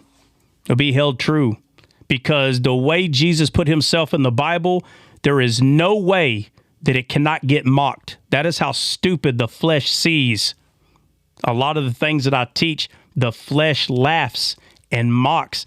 And the people think they're laughing and mocking because it's not true. They don't realize that it's very possible the reason why you're laughing and mocking is because your father is actually Satan. You will see this truth coming out more and more, not because it's deceiving. It's keeping the integrity of God's word intact. And the integrity of God's word was preached out of Paul the Apostle's mouth. The integrity of God's word was preached out of Solomon. The Bible makes it very clear that Solomon spoke of beasts of the field, fowls of the air. He wasn't writing a book for the National Geographic. There's a reason it tells you that he spoke on these very specific things. There's a reason. The Spirit only speaks one way, and you either understand or you don't. And if you don't, you either are finding yourself in a very scary spot, or you're still questioning whether it's true or not. That's fine. Be like Saul of Tarsus. Saul of Tarsus did the same thing. He did the exact same thing because he had a contrite heart. See the difference? The difference with Saul of Tarsus, he had a contrite heart, and God knew that. That's why he said, what I did out of ignorance. He really thought that what the disciples were preaching was nonsense and mystical. What's up, dude? Yeah, I've been here pretty much all day. I was just down in the comments, but yeah, I just slid up here. It was an empty space. Okay. All right. Okay. Well, we appreciate you. We appreciate you joining.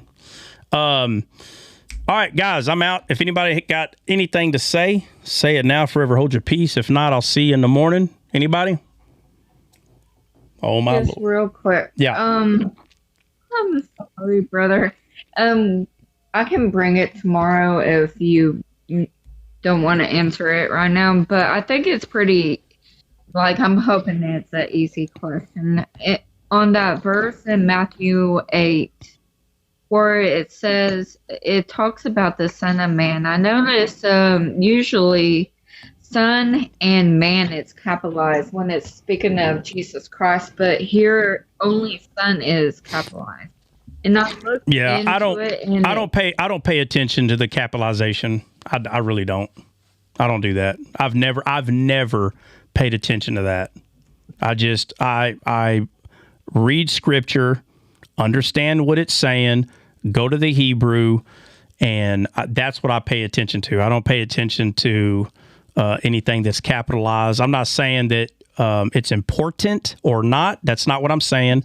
What I am saying is if it's italicized, right, which sometimes points that it's been added, I still go to the original just to see if it was added or not. But the capitalization, I have never let that sway me, and I've found that even the way that I'm seeing things, even though the capitalization helps, I've never seen it ruin anything that I'm specifically saying. So why are you pointing out capitalized words? right here, I went to the Hebrew, and okay, let me get it. The Son one is pretty straight, like I understand it 100, but Man, it got a little confusing to me because of how it says right here. It says one of the definitions was with reference to the twofold nature of man, the corrupt and the truly Christian man, confirmed to the nature of God.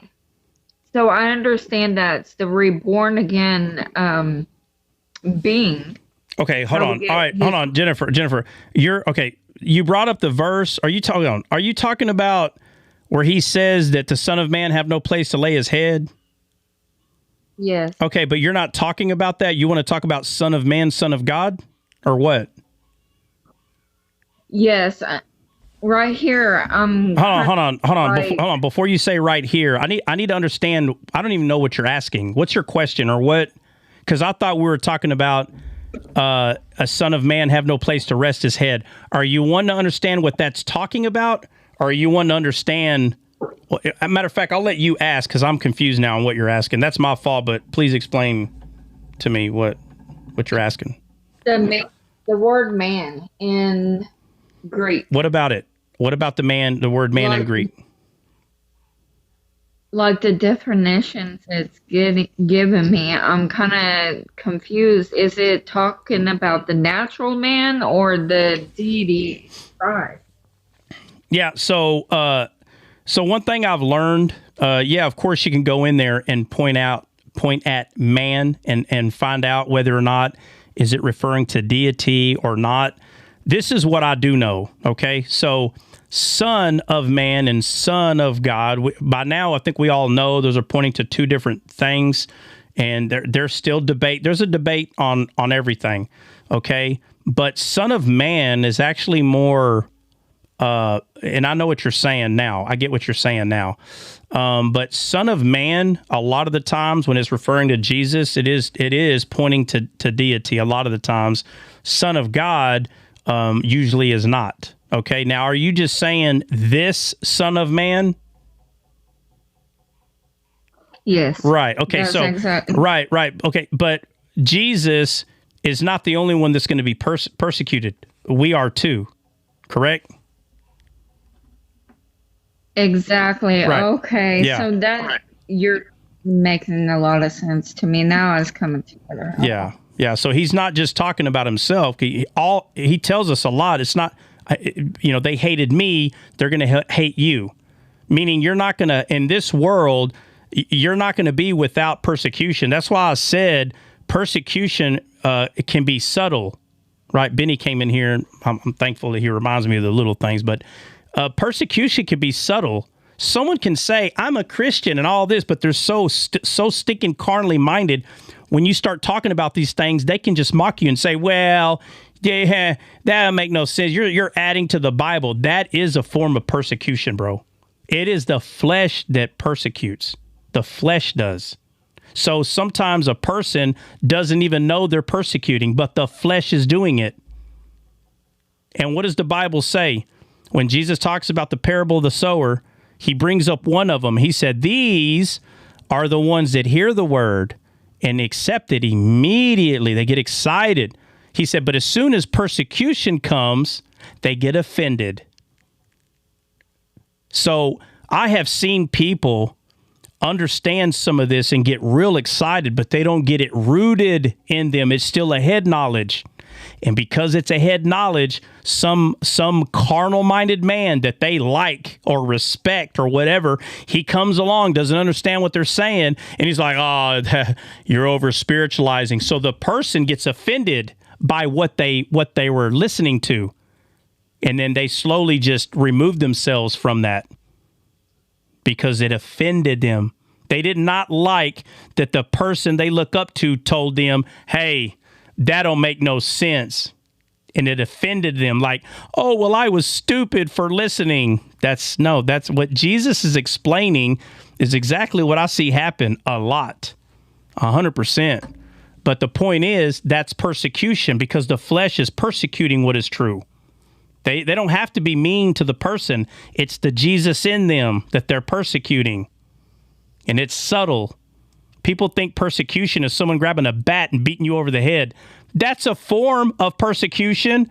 But as soon as you're mocked for a spiritual truth, my friend, the flesh mocks the spirit. That is a form. It is a very subtle, it's like what we would call today passive aggressive way of getting the spirit to shut up. Tell the spirit to shut up. We don't like that here. There's a lot of people like that. They call it spiritual. They'll say anything to get you to let the word be offensive to you, and they'll say, "No, what I'm saying is the word." Well, the word grows, but they'll stunt your growth because it is spiritual. They'll stunt it, and it's going to happen to. That's why he said some 30, some 60, some 100. There are going to be people that's going to be stuck in the 25%, 30%. They're going to be stuck there. God's still there. It doesn't mean they're not saved. It just means that they stunted it. They'll stunt the growth. You'll become stagnant. But again, 30, 60, 100, that doesn't mean that that the word is not in you. And no, it doesn't mean any of that. It just means that at a certain point, you just think, okay, that's more than I can handle. And you just back away from it. But it doesn't mean you're going to hell, right? So, all right, guys. All right, we will see y'all in the morning. God bless.